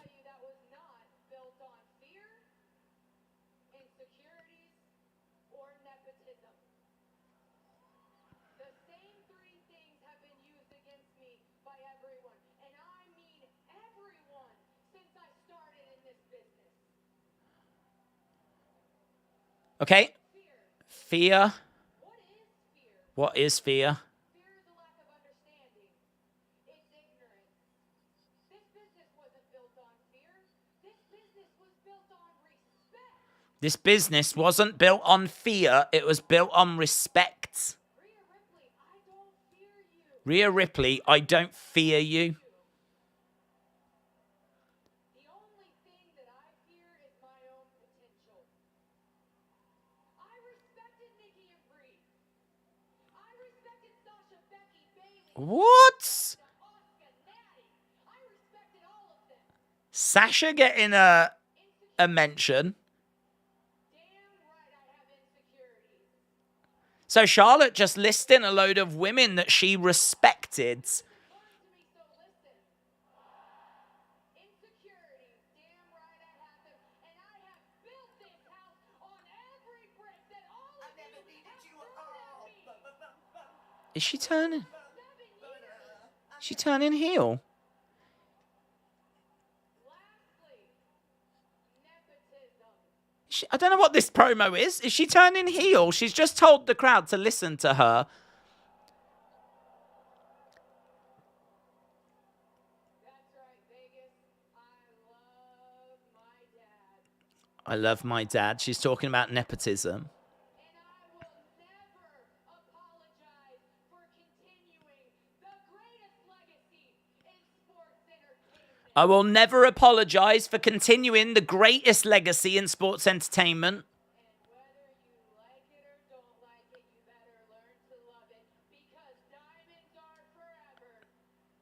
diamonds are forever.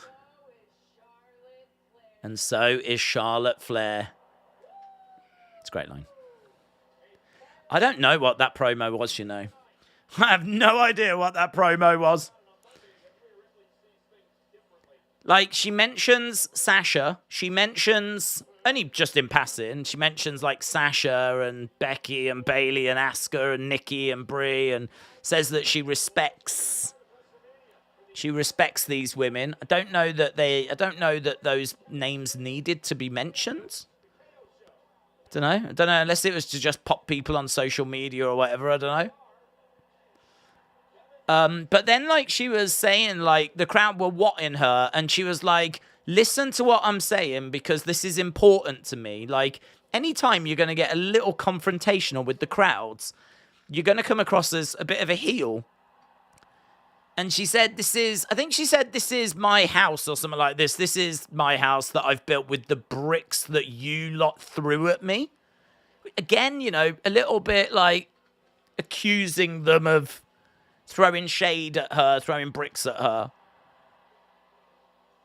I don't know what that was. She is a better heel, said Adam. She got annoyed with the what chants, says Max. Do you think she did? Do you think that was a heel turn? A confusing heel turn? Or do you think she just got annoyed with the what chants? I don't know what it was. I mean, I think Rhea is the heel still. It's 2023. The what chant is just stupid at this point, said James. I think the what chant is seen as being quite disrespectful by wrestlers, to be honest. I think it's a sign that they're bored, aren't they? You know. I gotta say, I thought the content of her promo was not that great as well. Yeah, that was weird. That's an interesting one that you can get your teeth into. There's Tuck. Tuck's there, and I think it's her name, Angie. She's there. The Mysterio's in the house. Matt, shout out to you, buds. Matt Carney says, Rey Mysterio, LA Knight coming up next. As a narcissist, I constantly require validation and success. I'm sorry to hear that.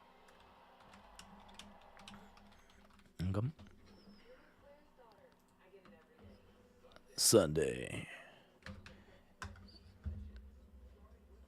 Charlotte has got her own Legends show. Cool. Right. Matt says, as a narcissist, I constantly require validation and success. Talent that can stay in the mid-card whilst feeling pride and joy are amazing. Are they just more emotionally well-rounded? I don't know that they're more emotionally well-rounded. I think it's a mixed bag, innit? To be honest, I think that there are some people in the mid-card that are very frustrated at being in the mid-cards. People in the mid-card that believe they should be higher up the cards, should be getting treated better. And we've seen repeatedly that has caused friction. I think there's some people that are just happy to be involved. And I don't know. I mean, I don't know if it comes down to ambition. But there's some people that I think will be happy to just be on the cards, happy to just be part of the team. If you want me to do this, no problem. If you want me to do that, no problem. You know, like, I mean, R-Truth, for example, get the impression that he's just happy to be there, just happy to be a part of it. And I don't get the impression that he causes trouble backstage or has like tried to make big pushes to be included in like big feuds or whatever, you know. He's just, I think he knows his place, knows like that he's the comedy character, knows that he can excel at that, knows that there's work for him if he continues to excel at it. And I don't know, some people like a steady wage, a job for life, steady good wage as well, a great wage. just living your dream, being on the roads, being part of that team. For a lot of people, that is dream achieved, isn't it? I mean, if you're a wrestler and you want to reach WWE, think of how much you've got to go through to get to that point. Like, you've got to dedicate your life to wrestling. You've got to be a wrestler. You've got to probably go through the indie scene unless you get picked up as a next in line talent. Either way, you've got to try and get into NXT. You've got to go through one of those tryouts and be successful. Even then, we've seen plenty of people get cut from NXT that haven't met the grade. Even if you do make the grades, we've seen people victim of cuts. Look at Bronson Reed, for example. Look at Dakota Kai, for example. Look at Dexter Lumis. They all got cut. They had made it to NXT, and they'd been in NXT a long time, and they still got cut. So, you know, I think if you can get to NXT, make it, get promoted to the main roster, survive, because we've seen people get to the main roster and get cut. Tegan Knox got to the main roster and got cut. Karrion Kross got to the main roster and got cut. So I think for a lot of people, just get in consistently. Who the hell's that? Piff the Magic Dragon. Who the hell's Piff? Who's Piff? Who's Piff the Magic Dragon? So yeah, I think I don't know. It's about perspective. It's about ambition. It's a mixed bag. Not everyone's going to be happy to just settle there. For some people, though, dream come true. So Matt, shout out to you. Interesting stuff as always. As we come back from commercial break. MCD said, do you have any early picks for the Rumble? No. Hope that answered your question. We're a week away from WrestleMania. I have no early picks for the 2024 Royal Rumble. Here's LA Knight making his way down to the ring. So I still never figured out what all those shirts were backstage.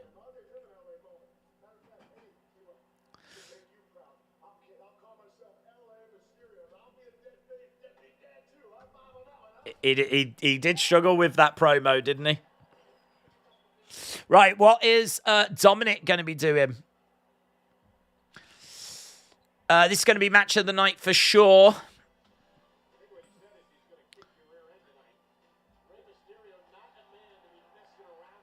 Okay, LA Knight. Come on, Dom. Come on, Big Dom.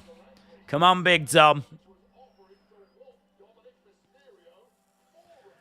The only thing I want from this segment is Ray's family to be brutally attacked. That's the only thing I want from this segment. I want blood.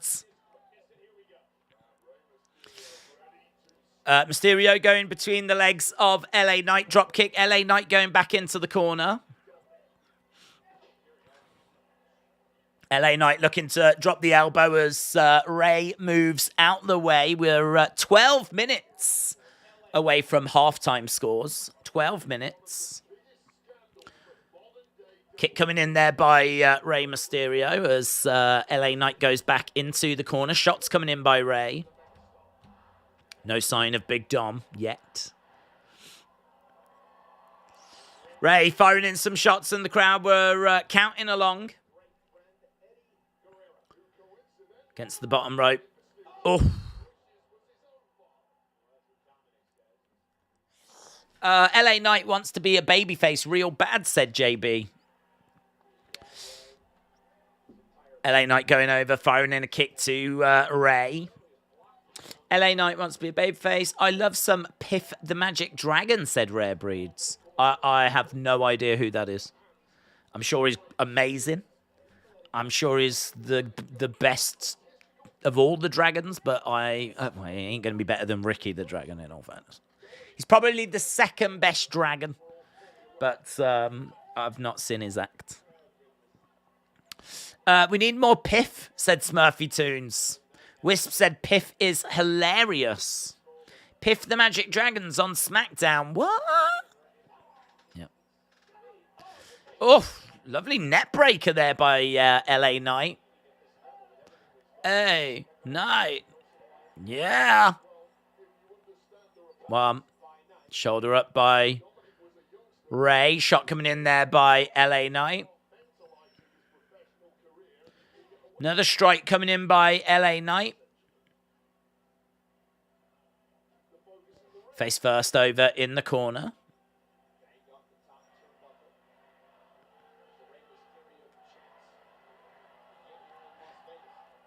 So let's go. I think, is it let's go Mysterio, let's go LA Knight. I think we got dueling chants here. LA, it's amazing how over LA Knight has gotten. Ray going drop kick through the ropes. LA Knight goes down. Mysterio goes bottom rope splash onto LA Knight. Feel like there's probably a commercial coming up. Is Dominic going to come out just before the commercial break? The purple and red Dragon was a high-tech move. They can't handle that. 10 minutes till halftime scored, said Alfie. That's true, buds. Is LA Knight going to job again? Piff was on America's Got Talent, apparently. Okay, Ray is distracted as Dominic is making his way out. What? He can't be surprised. Why would he be surprised? Dominic making his way down. Dominic said he was going to come out. Plus, Dominic's a massive Piff the Magic Dragon fan, so...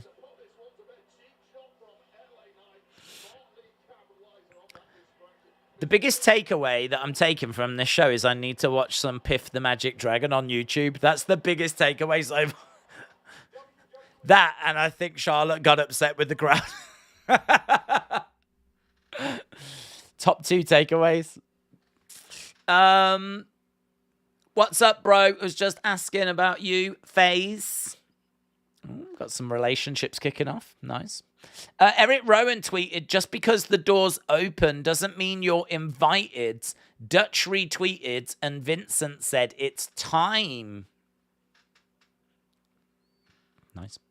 Kojiko said, according to new research, octopuses defend their territory by punching fish. That's how I defend my territory as well. Exactly the same. LA Knight is over, said Max. That is true. Do you remember when Jeff Hardy was Willow? Yeah, I wasn't watching, to be honest. That was Impact, wasn't it? People wanted Willow in WWE, but we never got it. But yeah, that was an Impact, or could even have been TNA. Could have been before it rebranded. One or the other. The man that took the picture answered the question of Bray's illness. He says the limp was real. The limp was real. Okay. That's interesting. So he says that Bray had a limp.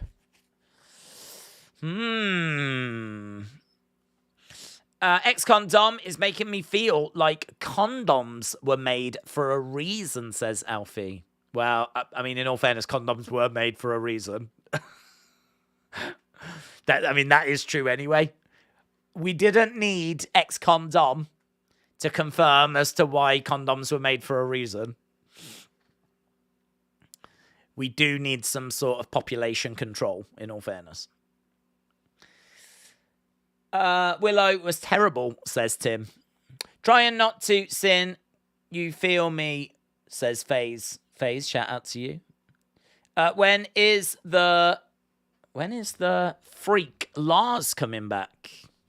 I don't think we'll see Lars again. Haven't heard any plans to bring Lars back. So I think he's done. You might have to go to your local video rental store if you want to see more of Lars.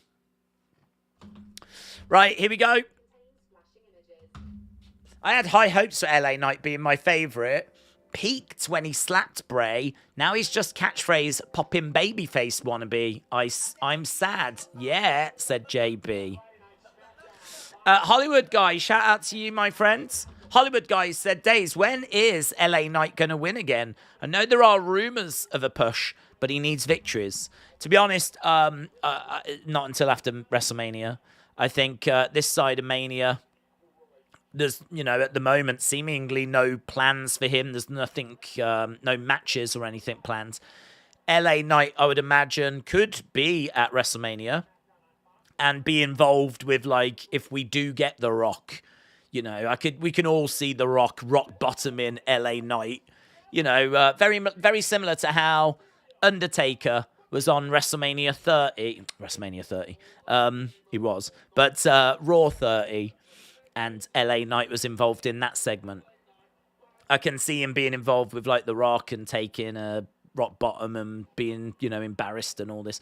I think any push is going to need to be, like, post-Mania, obviously. So, yeah, I wouldn't be expecting LA Knight necessarily to get the win here unless Dominic is going to cost Ray, of course, which could happen.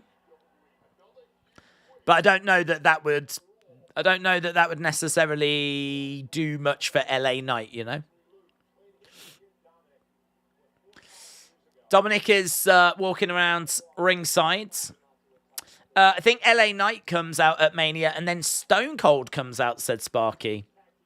Yep, you could be right, buds. Could be right. Ray gets caught by LA Knight and planted down. Lovely power slam. Dominic enjoyed that as well. A Knight. Against the ropes goes LA Knight, looking for a big elbow drop as Ray moves out the way. That was nice.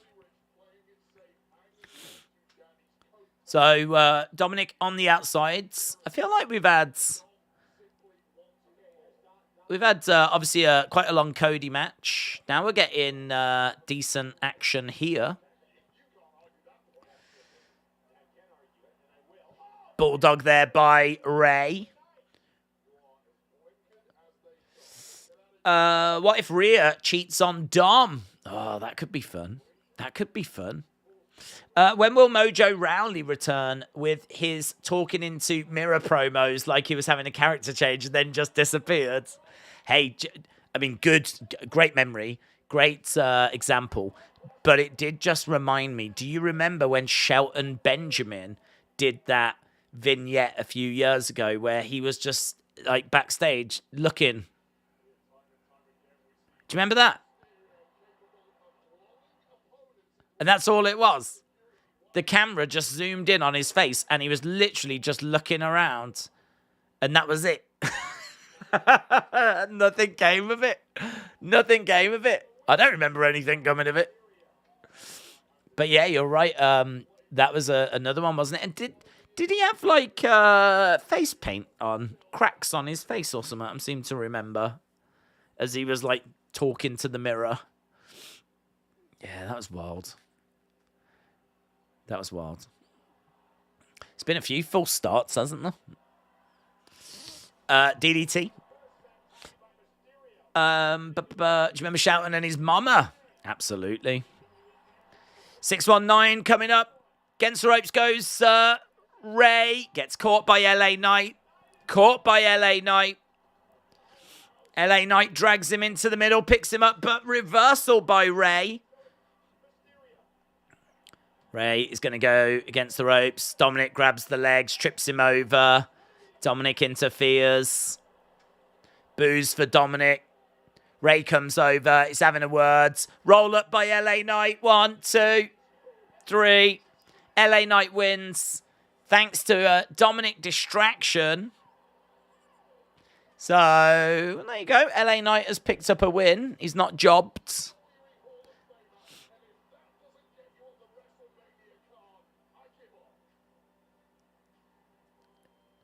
Dominic. Hefe.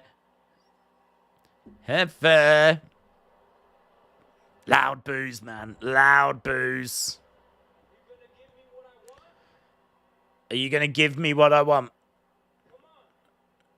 And he pushes Ray. Or are you going to run away? Or will you finally face me at WrestleMania? And he pushes him again. Straps are coming down.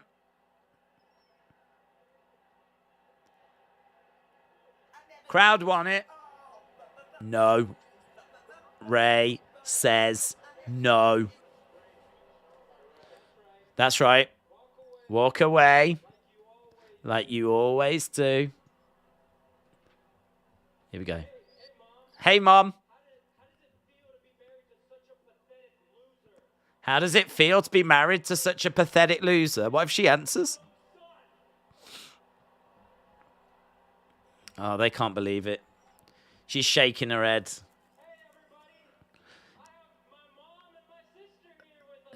Yay! Hey, Mom and sister. Did you know? Did you know you married a deadbeat? And you did?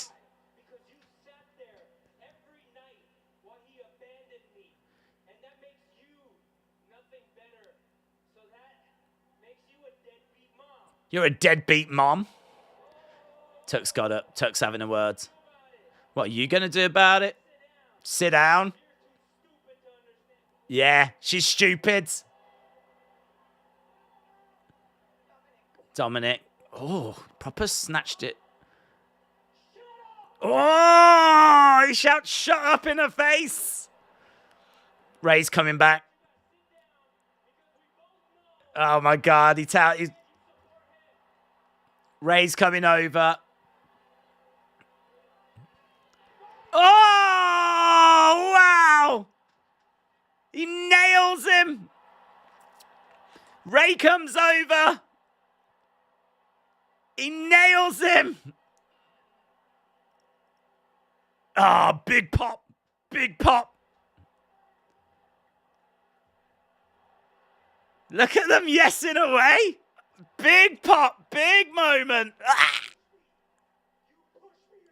You push me.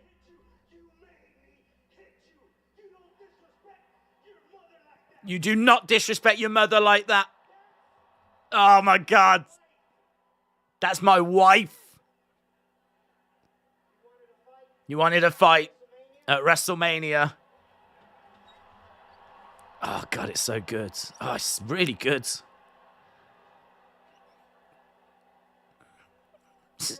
You're on. This has had one of the best builds. It's had one of the best builds. I'll see you at WrestleMania, son. Oh, you don't cross that line. Oh, you don't cross that line. You don't go after Ange. She seems all right about it. She's saying I'm sorry to him. Shouldn't he be saying I'm sorry to you? I just knocked your son over. Imagine that. Ray's allowed to go around knocking over kids. And actually his wife apologizes to him. Bang. Oh, he proper cracked him one. He looked good. I'm sure he missed him by a mile if we saw the other angle, but looked good. Dominic's crying. Look, Dominic looks like he's crying.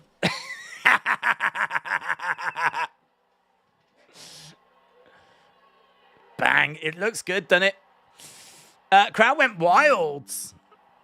Yeah, man. Rightfully so. Oh, man, it's a great pop. It's such a great pop. Honestly, it's like flipping someone scored in a World Cup final. It's a great pop.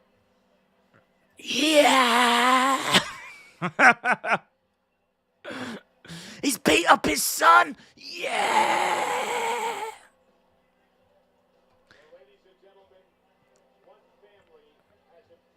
One family has imploded. One family has imploded live on TV. Wow. 619. I wanted a really good picture of the shot, but I don't think I'm going to get one. Don't think I'm going to get one, unfortunately.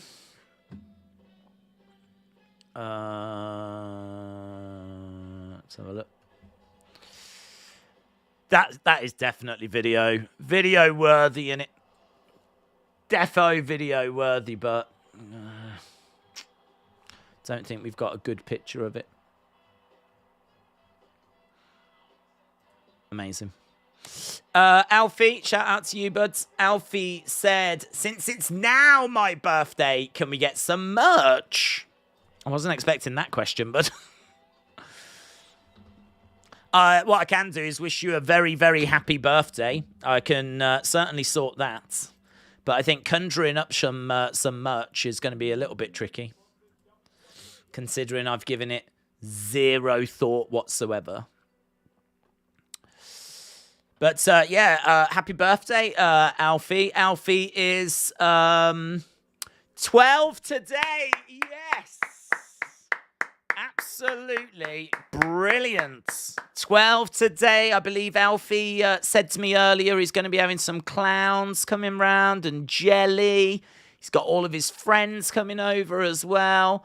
They're all going to get little party bags. It's going to be a lot of fun. I think it's a trampoline party, isn't it, buds? That you said in the DMs. Trampoline party. That's the best I've got for this image. It's a pretty cool action shot, though, isn't it? In all fairness. So, yeah, Alfie, have a fantastic birthday, dudes. 12 today. Right. Let me do this video, and then we'll try and get to halftime scores. Boom. So, massive, massive moment just played out on Raw. Dominic got in the face of his mom and his sister and started berating them, calling his sister stupid, said to his mom that she was a deadbeat mom, and it was really quite fiery stuff. Of course, this is what pushes Ray over the edge, and as a result, he actually hits Dominic the pop for this. I mean, I can't do it justice. This, I can only compare it to someone scoring a goal in a World Cup final. I mean, it was massive. I think they had built this over months. And I think for them to see Ray finally hitting Dominic, finally unleashing on Dominic, the reaction was massive. And as Ray said, you know, look, you've driven me to this. That's my wife that you're talking about. That's your mother. If you want me at WrestleMania, you have got it. And it was brilliant. You can see Dominic down by the ring. You can see Ray just grabbing a microphone, saying that he'll see him at WrestleMania. He would go over and check on his wife after. I think she was apologizing to him, which was a bit strange. But yeah, the match is made.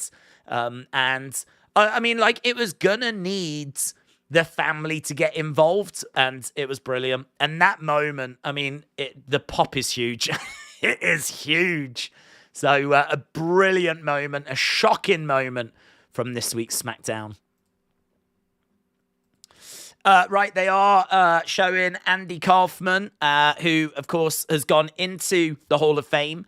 Absolutely love that induction. I love Andy Kaufman going into the Hall of Fame. I think that's a brilliant, brilliant induction.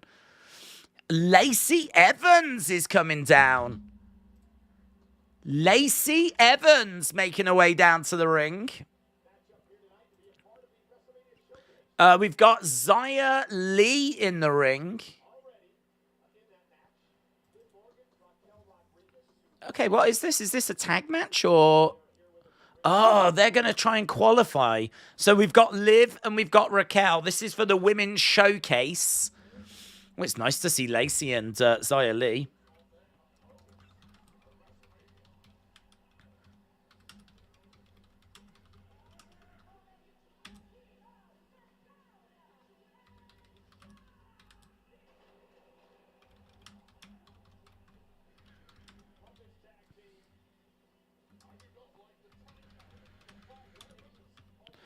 Here is Shotzi and Natalya coming out in the tank. Shotzi and Natalya making their way down.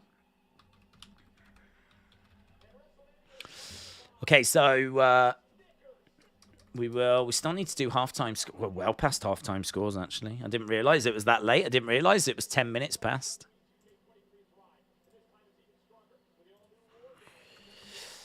Right. That's a great moment, man. That is a great moment. I wonder what the main event is tonight. What else have we got coming up? We got the KO show. It could be the KO show, I suppose. Gunther, Drew, Sheamus contract signing still to come as well. So we got a few things still to come tonight. Okay, showcase qualifying match. It's going to be Lacey and Zaya against Shotzi and Natalya.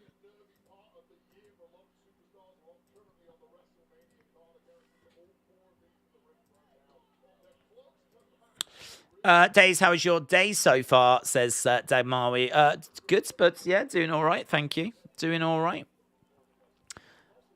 Let me try and get to this chat. Am I up to speed with them all? I have no idea. Delwyn said Ray and Dom's story has been fantastic.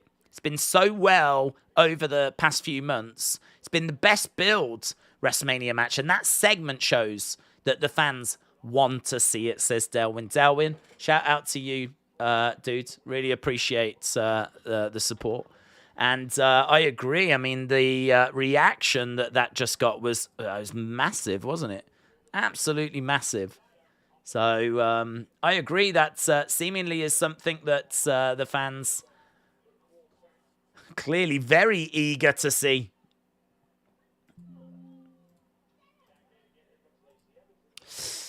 Right, I think I just saw Alfie say, you said you're a year older than me. Did I? If you're 13 and I'm 17, I don't think you know how I don't even remember saying that. Are you talking to me? You talking to me? I don't remember saying that.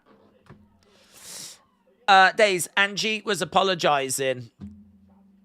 Trini, shout out to you, the naughty one. Don't make me have to pre-read your comments like I have to read William Hence's in advance. JMB has said this is definitely a Triple H creative by leaving the Dom Ray match for the perfect build. Just a genius. Genius. People are really enjoying it, totally understandably. Okay, we're still underway with this match. Rey Mysterio finally lashes out at Dominic.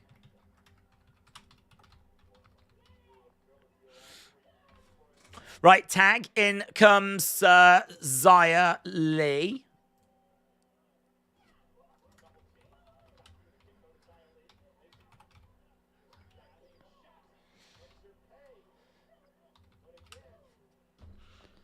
Shotzi's on her own. Lacey accidentally just hits Xia Li. Natalya back in the ring. Dom should press charges. It's a big-time heel move, said Tim. Lacey did slip out. I was right, said Erase Your Mind. Well, I think we're getting towards the end of this now. Natalya's in there. How long have we got? We got 47 minutes left of the show. Against the ropes goes Shotzi. And again, clothesline. Down goes Xia Li. Natalya stepping through, turning over, applying the sharpshooter. And it feels like the beginning of the end, and it is. And there we go. It means that Shotzi and Natalya have qualified.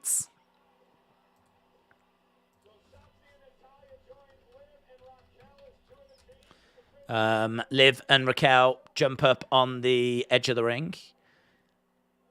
Natalya, Shotzi pointing up at the sign. Ronda's music hits. Now, there was reports earlier today that she is injured, and she is injured.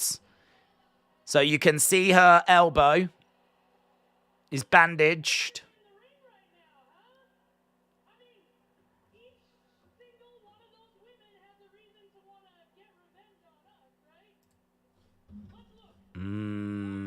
So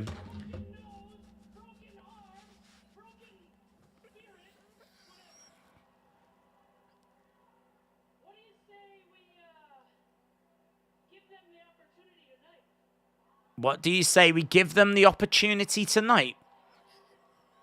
How's she going to compete with a messed up arm?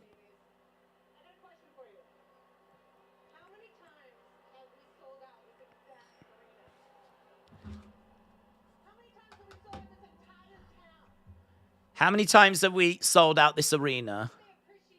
How much do they appreciate us? So they're going to get out of it.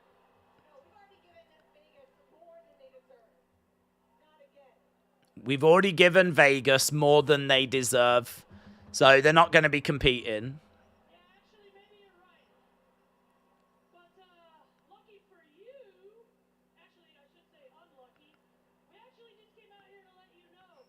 We came out to let you know. So they have been added to the match, so they're not going to need to qualify. I'm guessing then that this is because of Ronda's injury. So she did come out on social media earlier to say she's actually fractured her elbow. She said that years of taking arm bars and abuse to it went. And so, like, she's suffered this fractured elbow. So there was belief that that meant she was going to be missing WrestleMania. Certainly seems like she's not going to be able to qualify for WrestleMania, and her elbow or arm is all bandaged, but looks like she is still going to be making the show. My guess is she's probably not going to be heavily involved in the match, though, but they can still get her on the cards. Defcon Eric said the big con Dom flops more than FIFA superstars. He did flop around, didn't he? Although he did just get smacked pretty hard. Corey said, I think Dom could provide surviving in prison tips to the Chrysleys. I don't know who the Chrysleys are. Chrysleys.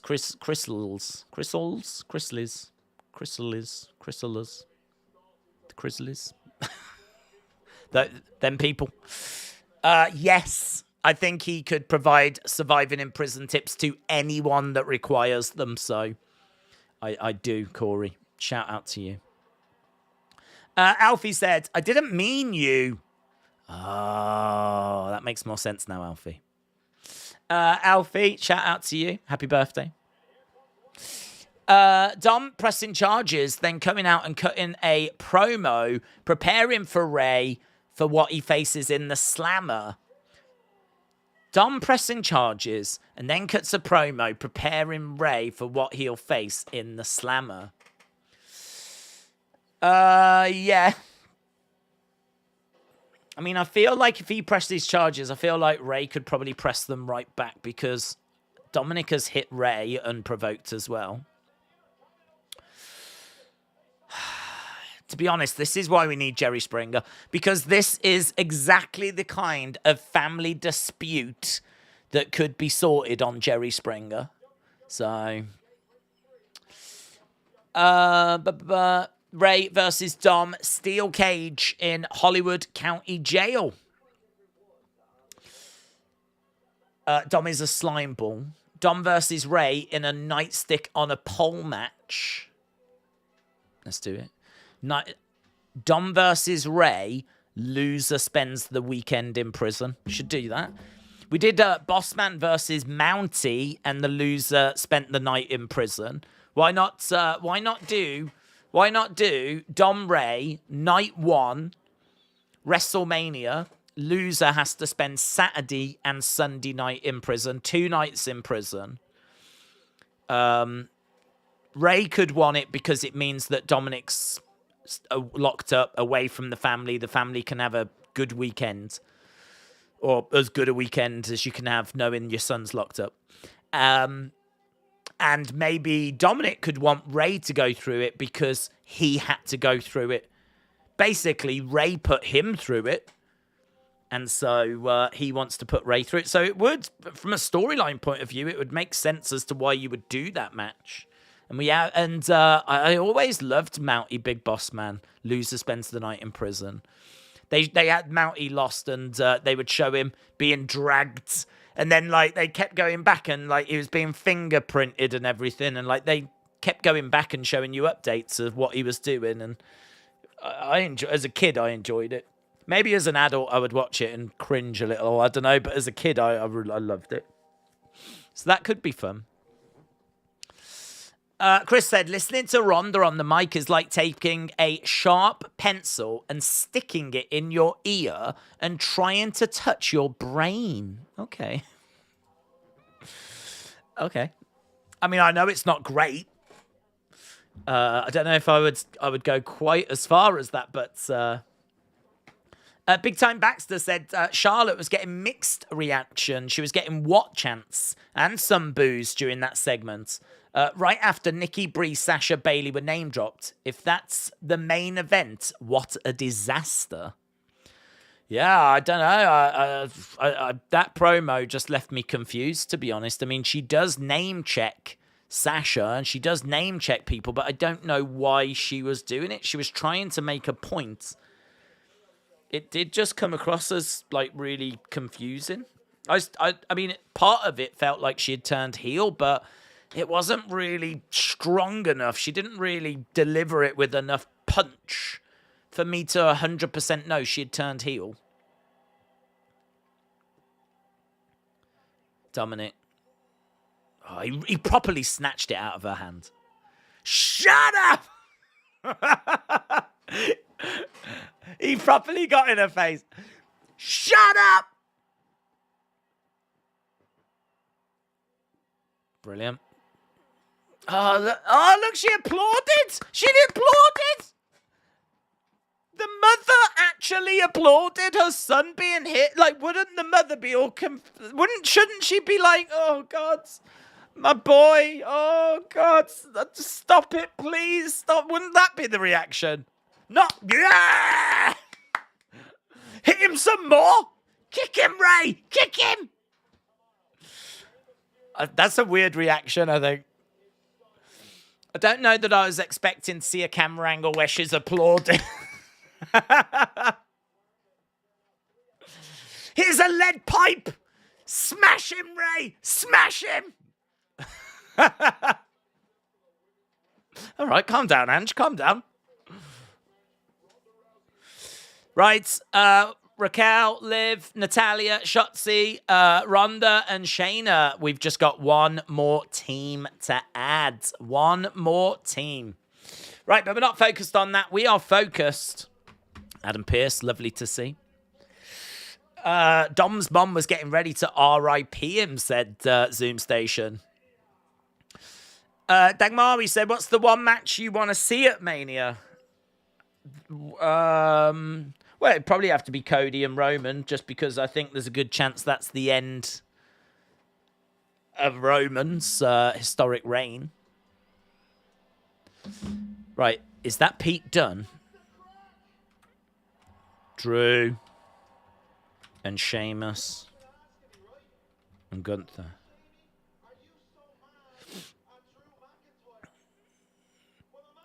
Okay, so Butch is here. Still looks like Butch. I mean, in all fairness, he's just wearing a Brawling Brutes t-shirt, so...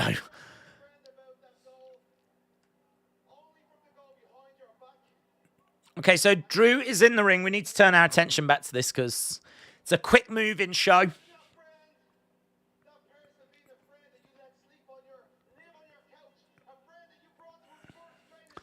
How are they going to get WrestleMania all matches night one? They've got 2 nights. 2 nights. The question mark models looks like Iconics, says Meave. They could have used that as the way to Just have like an outline.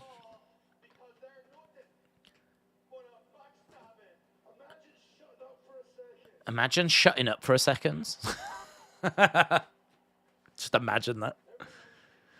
You run your mouth, try to give me this guilt trip, try to make me feel bad, and if it's not on Smackdown, you're on social media with your little gifs and memes you create, blow up my Twitter like a teenage girl. It's embarrassing me.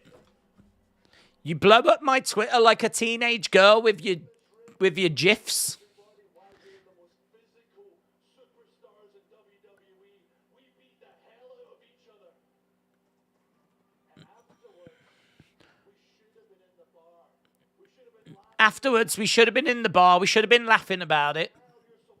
You're so freaking sensitive. You're in such a temper. You can't separate what is personal and what is business. You can't separate what's personal and what's business, says Drew to Sheamus.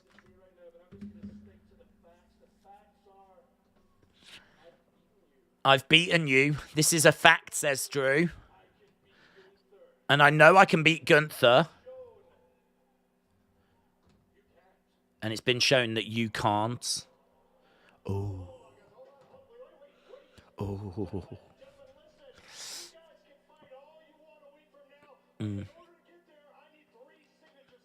You can fight all you want a week from now, but in order to get there, I need 3 signatures. So Adam Pearce trying to bring order to proceedings. Drew McIntyre just said memes. My life is complete, said Midgington. Where is a guy dressed like... There is a guy dressed as Hogan. I saw he's just behind Drew, isn't he? By the commentary team.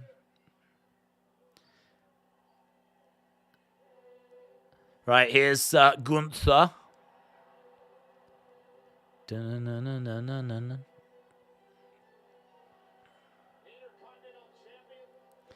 So, Gunther making his way down. There's no Imperium with him. He's on his own. The Intercontinental Champion with the Intercontinental Championship around his waist. Stepping inside the ring. This is going to be a banger, said WWE and AEW fan. Broken Dreams needs to come back, says Alfie. Smurfy Toon said Gunther is late to the party. For a second, I thought they brought back the old theme. I did as well. I want you to justify this decision. Yeah? Yes. Oh, God, yes. Justify it. Yes. Oh, God. Gunther's my spirit animal. Yes, I agree. I agree, Gunther. Justify it, Adam Pearce. Justify it how these two can pin each other and this guy can lose his title. You're happy now.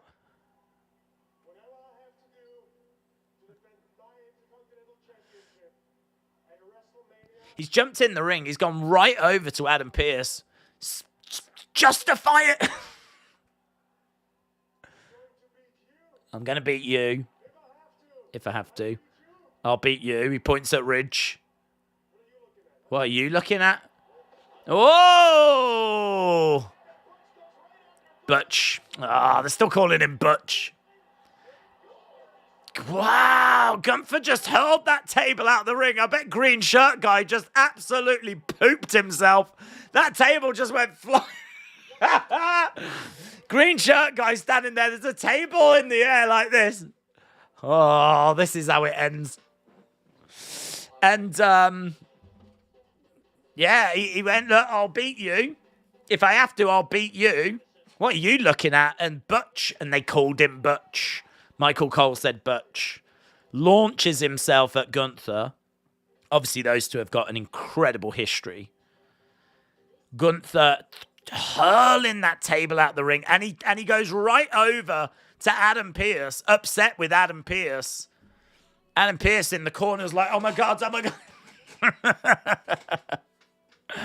That poor table. Poor green shirt guy. Butch going straight after him. Who is better, NXT caller, Butch Gunther or Solo Sikoa? Well, I mean, it's got to be Gunther in it. Justify 316. What? That'd be a good shirt. Wrestle with Andy, that'd be a good shirt. Green shirt guy almost became the table. I believe Logan Paul is the table. Guys, Logan Paul just got chucked out the ring. Amazing. That table had a family, damn it, says Outlaw Angel. How do you think Green Shirt Guy earned those great seats? He was probably hit with the table in the past, says Chris. That's a good shout. That's a good shout. Oh, what's this?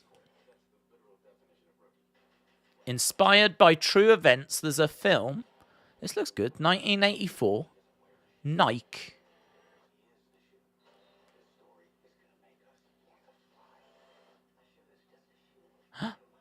This is a film all about Air Jordans. Huh? What the hell's that? A film about Air Jordans called Air? That actually looked all pretty good, to be honest.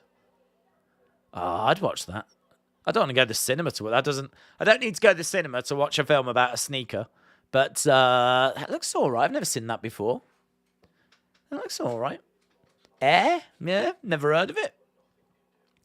Just saw a trailer for it.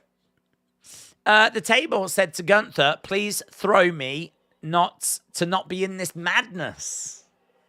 It's about the birth of Jordan, said Charlie. Okay, I'm into this. I mean, I'm not the biggest basketball fan. Whenever I've watched it, I've liked the game.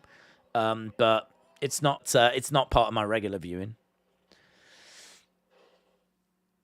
So, yeah, but I would watch that. Green shirt guy has been added to the match. So he should. I think you've got to give the fans what they want, man. You've got to give them what they want. Look good, Air, but I won't go. Criminals watch it, says Davids. Looks good, but you won't go. Criminals watch it. Well, where are you going to watch it? Like the prison cinema or something?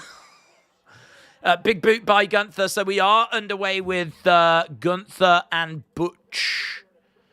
Gunther and Butch. So we are getting this match. There was rumors of this match. Amazing. These two, amazing. These two have had some incredible encounters. Forearm strike there by Butch. Trying to grab a hold of the arm of Gunther. Shot to the midsection by Gunther.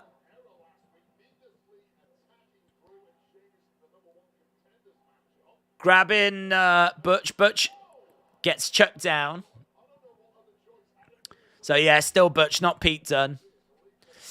I think Cody doesn't deserve the titles at Mania, says Dagmar. What has he done except beating Rollins? There's almost 1,000 days. Do you agree? I'm not a Cody hater. I think having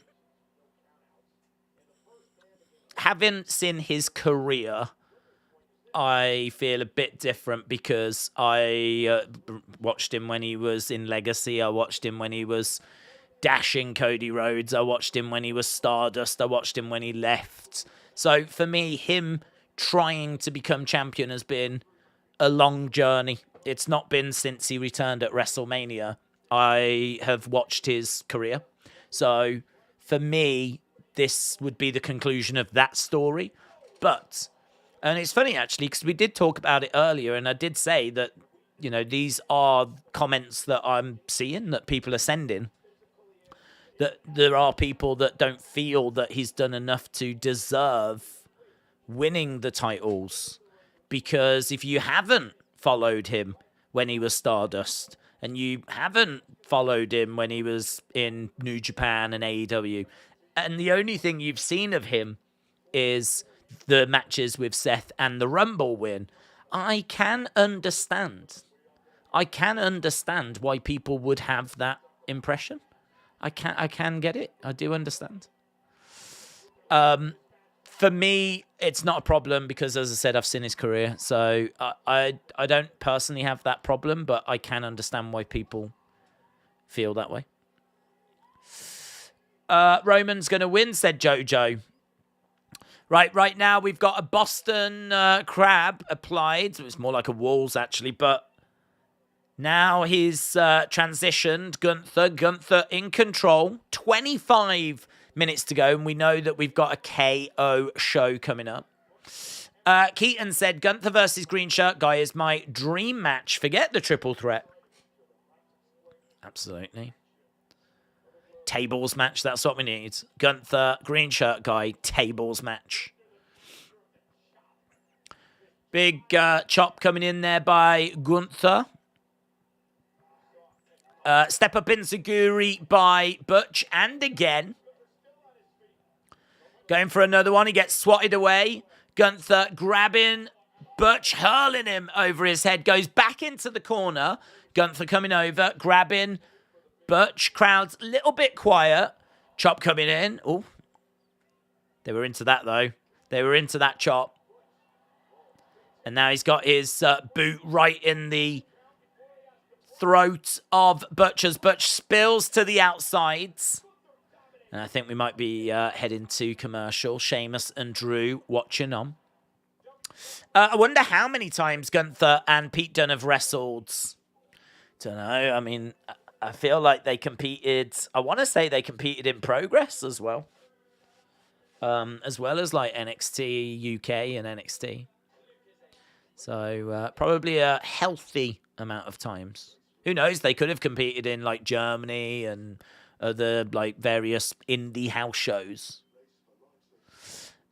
People will always have reservations about Roman losing, says LS Dub. He's been champ for so long, people are almost desensitized to him as champion. I don't want it to end, but for me, it's time. Boomers TV said Butch turns on Sheamus at WrestleMania, and that is not a prediction. Justin said Pete Dunne and Volta had a banger for the UK title. Pete Dunne and Riddle were once a tag team. Yes, Broserweights. Well remembered. Kaz said, what's your score so far? I mean, I've not been bored. Not been bored. LA Knight's match was pretty good. Opening match, pretty good. Cody and Ludwig, yeah, I thought that was pretty good. The Charlotte promo definitely left me confused, but the Ray Dominic thing was awesome. I'll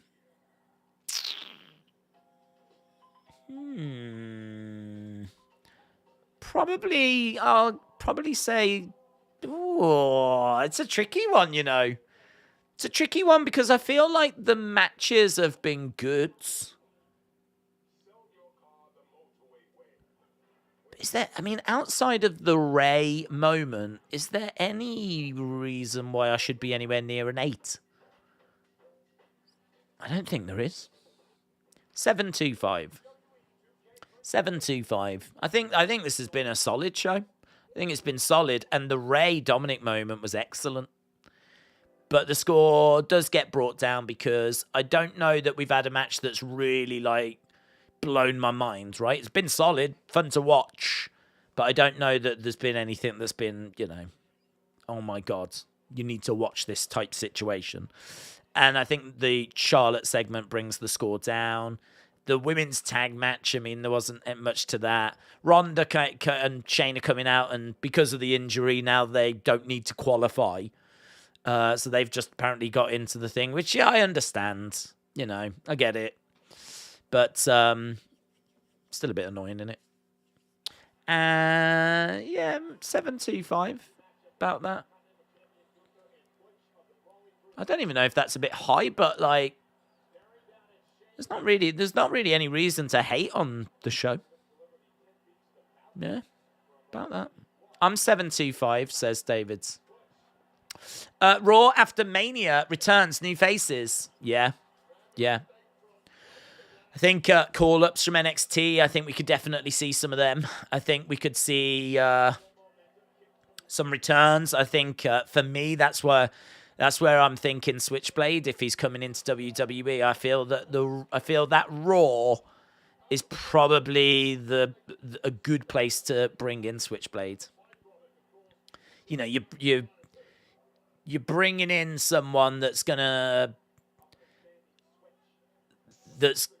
be a big name, a big star. You know, it's kind of like signing another Seth Rollins. That's the best kind of comparison I can make it. Like, I feel that I don't know that he would be the face of the company like Roman, but he is someone that would be involved in main events and be right up there. And it's kind of like signing another Seth Rollins. So, but as I said, I think there's just a concern that there'd be a lot of people that wouldn't know who he is. So, you know, bring him in. That Raw is still a big, big show. And,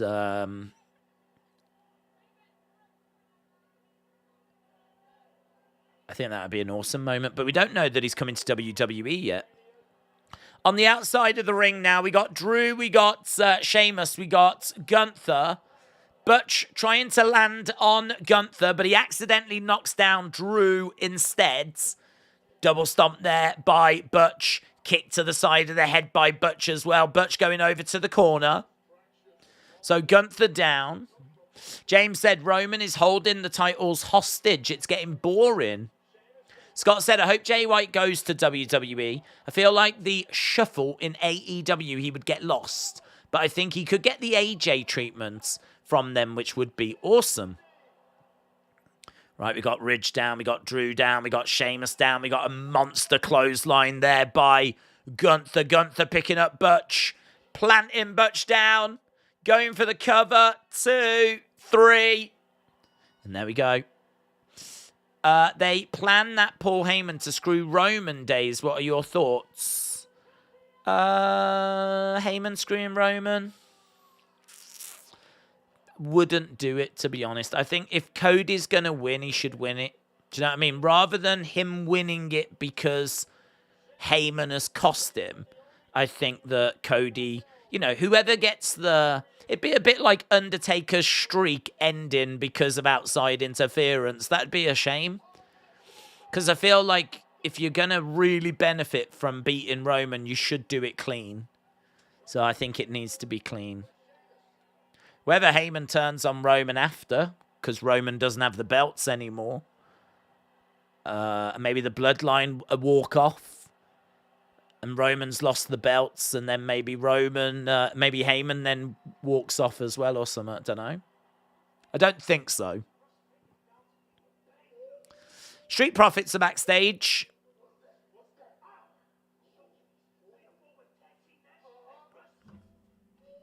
Now, they're standing in front of a SmackDown screen, which makes me wonder if that screen is going to flicker and do something, because normally when you've got a screen, you get something.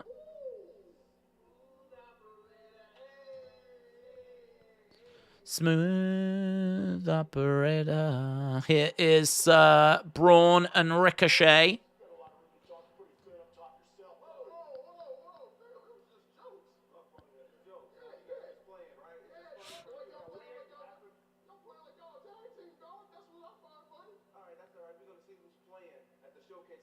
We'll find out who's playing at the showcase match, says Ricochet. We want all y'all smoke. Okay, no. I mean, I didn't see anything there. I didn't see any flicker or anything on the screen.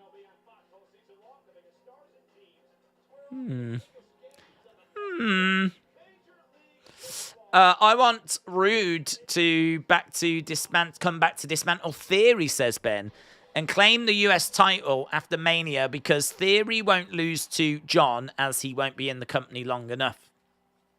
KO time. Roman Reigns has been stale, says Moolah. A joke about baldness is enough to pee them off. It's a very serious subject. Very serious. Right, here's KO. Yeah, I've not seen any. I thought there might be a little something on screen or something. It's weird. I mean, like, if they knew now that we were getting Bray, they would tease it, surely. Surely. If they knew that we were getting Bray at WrestleMania, wouldn't you just put a little something in just to get people talking? Just to get people, you know, you do something.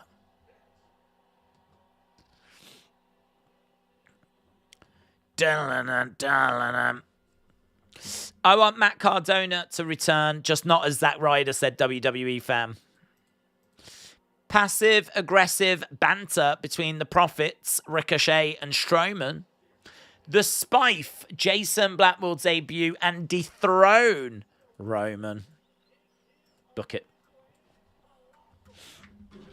Okay, KO show with Sami Zayn. KO show with Sami Zayn. What's your score so far? Mine is 10 out of 10 because of the Ray segment, says Alfie. Just gotta ask that. 725, I'm going to go with. I think the Ray segment is a great segment, but I think that one segment can't make a show for me. I have to look at things like the Charlotte promo, which I was just confused by, to be honest. And the crowd just did not seem to take to it very well. So that was strange. As I said, like the women's tag match didn't do it for me. I think Gunther against Butch, you know, it was a TV match. We know what them two can do. And clearly they're not going to give us that kind of a epic match on, you know, SmackDown so close to WrestleMania. You know, we're trying to build up this triple threat instead. So I have to say it sort of felt like it had its moments, but it felt like it was an afterthought, you know. The focus, you know, we kept seeing Sheamus and Drew at ringside, and it was very much on them, and it was what it was. So I think, like, you know, these are sort of things that I look at and go, well, that could have been better, that could have been stronger. So I'd probably settle on like a 7.25 at the moment. I still think it's been a solid show, though. I mean, I can't believe there's only 14 minutes left. I really can't. It's gone really quickly. 775 says Aaron. 825. Charlotte promo was a bit off, says WWE fan. If Switchblade does sign for WWE, I would give him Theory and the US title, says Sahil. Wisp with a 7. Officer Cluster said Roman will lose titles. He's taking time off after Mania, if reports to be believed. No one takes time off and keeps the belts. That's true, but we don't know when he's taking time off. WrestleVote said that it is still not been decided what's happening at WrestleMania. So Roman could be taking time off, but he could be taking time off August, like September. He is going to be taking some significant time off, but no one seems to know when it exactly is. I mean, I've said in prediction videos and everything that I'm 90% certain Cody wins at WrestleMania. I'm 90-10. I was 99% certain, but just as we got that bit closer, and just as more and more people have been talking about like the 1,000-day thing, it has just like put a bit more doubt into my mind. But right now, I still feel like 90-10 that it's going to be Roman losing, Cody winning. New champ. Amos is 5-1 to win at Mania. Good odds. It's a gamble, but I mean, you know, that's. I feel that Amos is probably there just to eat an F5. But he could take that F5 and kick out and go on to win the match, couldn't he? So might be worth a flutter.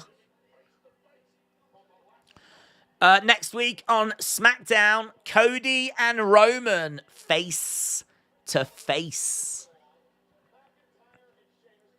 Right, we've got Drew and Sheamus against Imperium. Oh, Andre. Oh, that's great. Wow, there we go. Andre the Giant Battle Royal. And look at all the participants. So there is a load of people that are going to be in the Andre Battle Royal next week. It was like, I saw Maximum Male Models, I saw LA Knight, I saw Bronson Reed. It looked like your pretty standard mid-carders. That's great, though. It's just lovely seeing Andre. Sometimes this company we watch doesn't feel like the same company that Andre was, you know, in. Weird, but it's just, we just don't really use old footage, you know, that often. Here is Sammy. So it's just nice to see Andre being shown on SmackDown. Have the Battle Royal on the WrestleMania pre-show, said WWE fan. Well, I think it's a bit late for that now because it's next week on SmackDown. But I don't disagree. This was designed to get people onto the show. I don't know why you wouldn't put it on the pre-show. I feel like Battle Royals are pretty fun. I can't imagine someone's going to watch the Battle Royal and go, nah. Nah, I'm not going to bother watching the show now. I've seen the Battle Royal. That's me done. Who do you think's going to win the Battle Royal? Oh, it's tricky. Carrion, Bobby. Bobby's in the Battle Royal. Bobby's in the Battle Royal?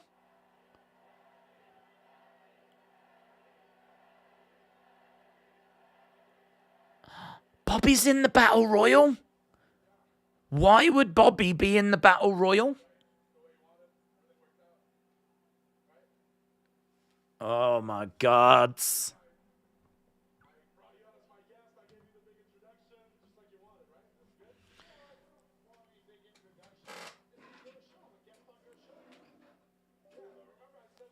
Right, Kevin has brought out Sammy.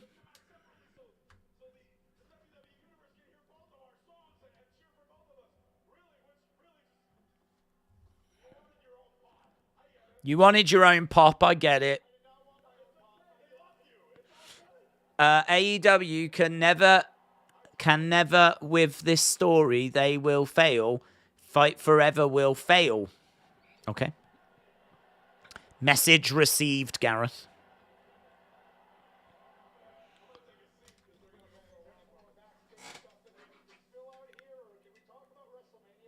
Can we talk about WrestleMania, says Sammy. Ryan said, do you think John will sign a contract for Stand-In 8 Entertainment name over to John Keynes so he can turn the wrestling talent into models? I have no idea what that means. You won't, Ryan, you'll need to decode that for me, mate.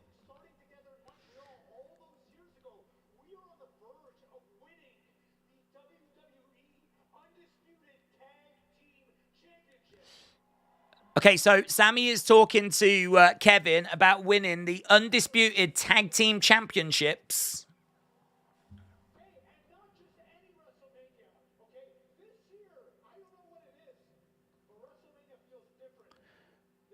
This year, WrestleMania feels different, says Sammy. You're right. It's not lost on me. I do realize what we have the chance of accomplishing. But you're right. It is different. WrestleMania this year is different, which is why I brought you out here, actually. Kevin said WrestleMania this year is different. I remember a few months ago, after Oh, he's got a new... Roman Reigns gave you that honorary new shirt, I told you needed a new shirt. You needed a new shirt. So I got you one.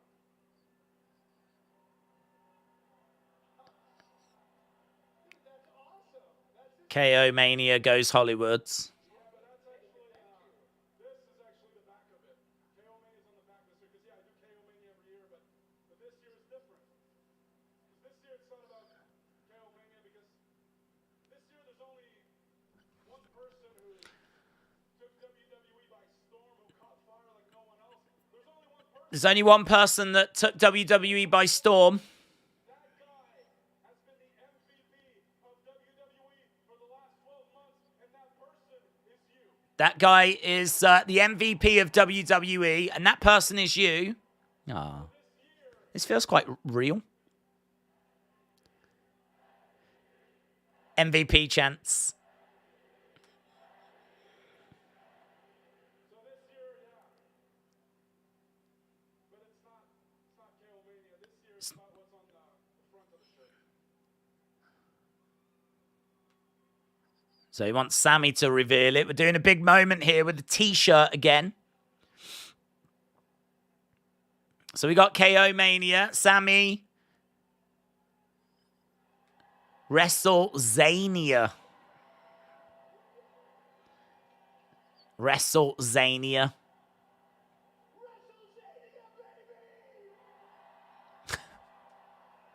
It's fun, isn't it? WrestleZania.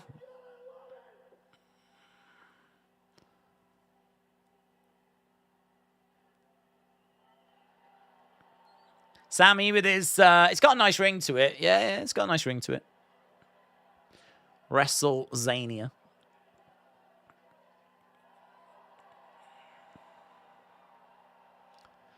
Nothing will be as special as honoraries.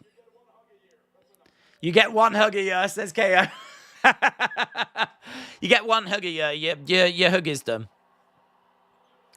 Here's the Usos. Sammy Mania sounds better, said Supreme Rose. Okay, Usos are in.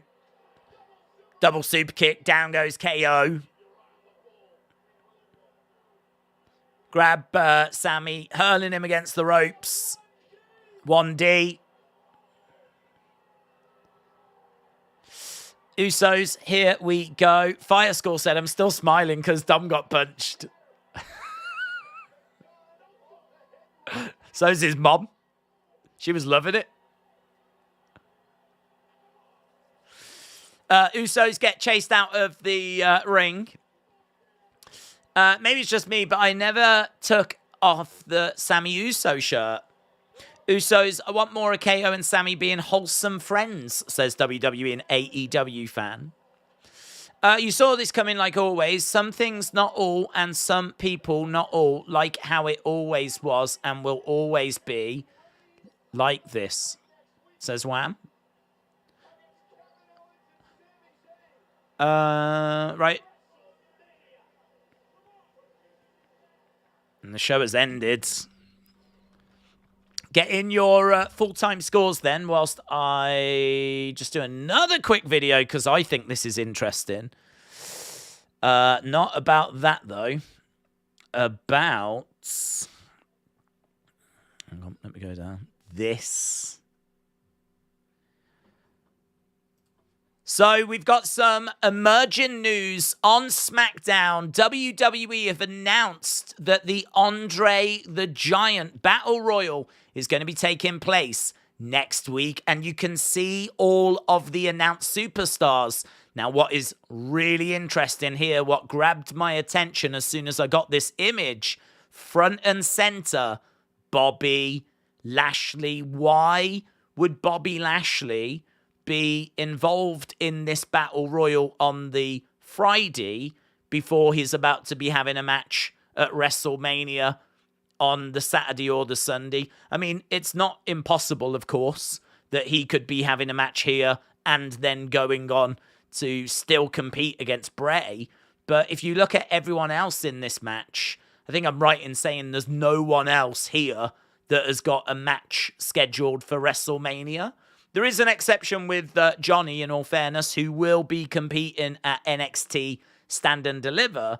But I just think this is interesting. If Bobby is meant to be building a match against Bray, then why is he in this Battle Royal? I suppose you could make the argument that Bray could return and help eliminate Bobby from the Battle Royal. So you could definitely make that argument. But I just think it's very interesting that they've added Bobby into this. It's not a great sign. Doesn't fill me with confidence that this means that we're still on the road to getting Bobby versus Bray. Certainly when you look and you see Gallows and Anderson, Maximum Male Models, Brawling Brutes, Madcap Moss, you know, like Bobby being involved here feels very like different. And he's front and center as well. They really want you to notice him. They want you to notice that he's in this match. So, don't know. A bit of a talking point for me, this. But the big news as well. The Andre Battle Royal will be taking place next week on SmackDown. Boom. Bray's done. Let's be real. Bobby Bray's not going to happen. They're going to build LA and Lashley. Well, I mean, look, as you've just heard me say there, is there an argument? Is there an argument that, you know, Bray could still get involved and eliminate? You know, I'm definitely not saying that this 100, what I haven't said there is that it's 100% now. We're definitely not getting the match. I have not said that. I just think it's very, very interesting that he's in that match because why would he be? He's meant to be in a match already at WrestleMania, which you would imagine he would be focused on. Whereas now he's in this thing, you know?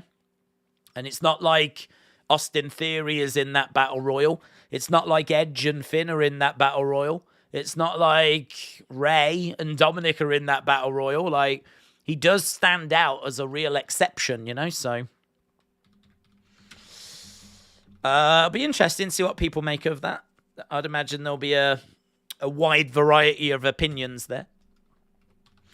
Bobby Lashley announced for Andre the Giant's Memorial Battle Royal.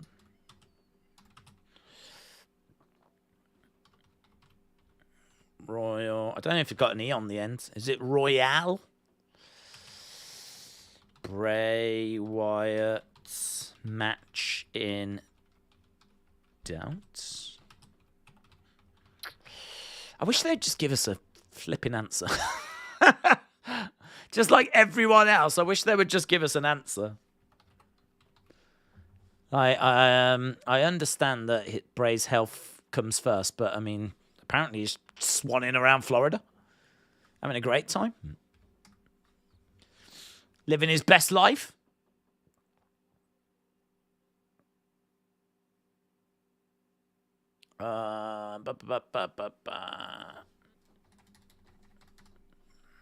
Right.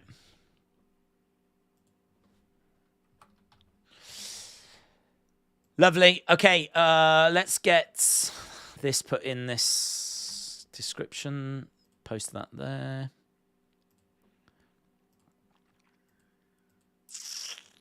And I want to get over to the chat.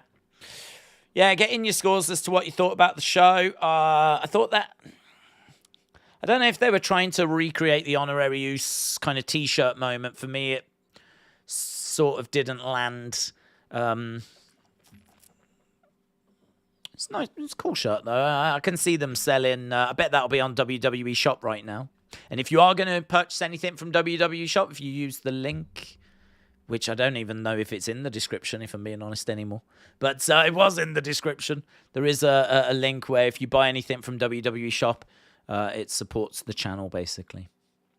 Zoom Station said 8. Ben said 7.5. JM Beer said 9. Jojo 725. Inside Out and again 725. Thomas said LA Knight is a megastar. Type yeah, if you agree. Alfie says 8.5. Serious Gaming said, once LA Knight makes it to Mania, I'm good. Bryson said 9. LA Knight would make a good Intercontinental Champion.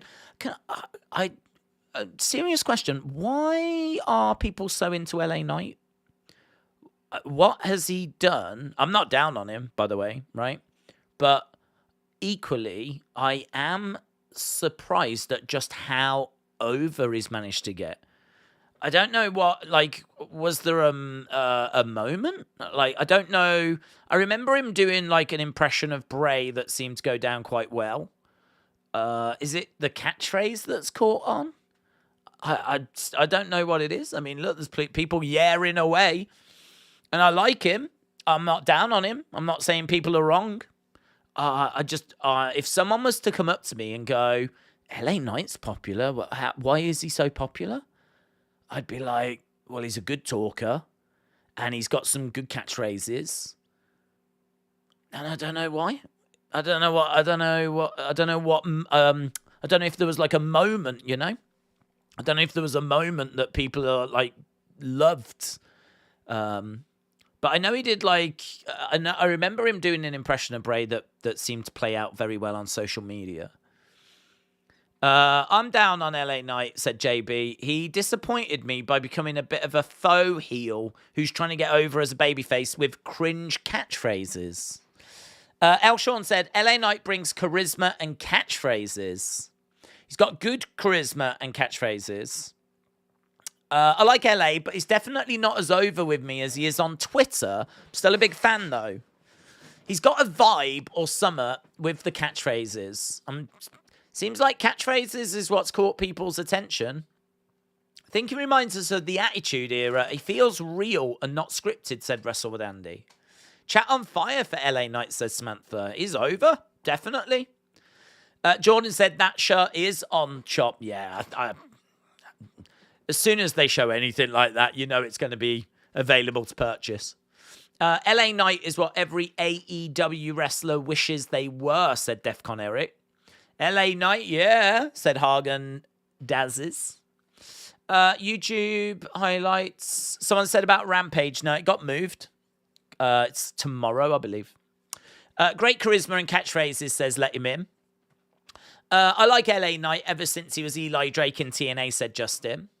You can just tell that he is legit a 5-tool player. He's just had nothing to do, said Wisp. Mitchell said it's his presence. It's like Rock when he was with Nation of Domination. At first, as fans, we can recognize fans. He just needs a focused shot. Grant, shout out to you, buds, said, I like LA Knight because he's not Max Dupree and his music slaps. Yeah. Do you own an LA Knight shirt, says Thomas. Do you know, I think I do. I got sent, because WWE have kindly, like, you know, provided us with a link, and they've given us some codes in the past and stuff as well. So, for, like, WWE Shop. So, they have sent through some stuff. I've got one here that's red, I think this is.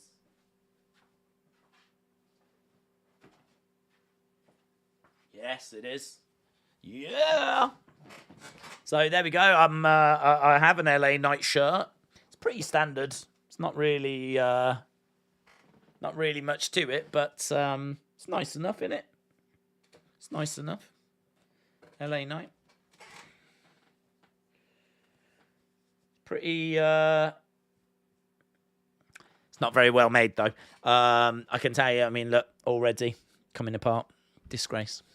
But yeah, I mean, as I said, I like him. I think I agree with LS Dub though. I'm not as crazy about. I don't walk around my house going yeah. Or if he comes out, I'm like. I think when he comes out, I know that I'm going to see something entertaining. I know that his promo will be decent.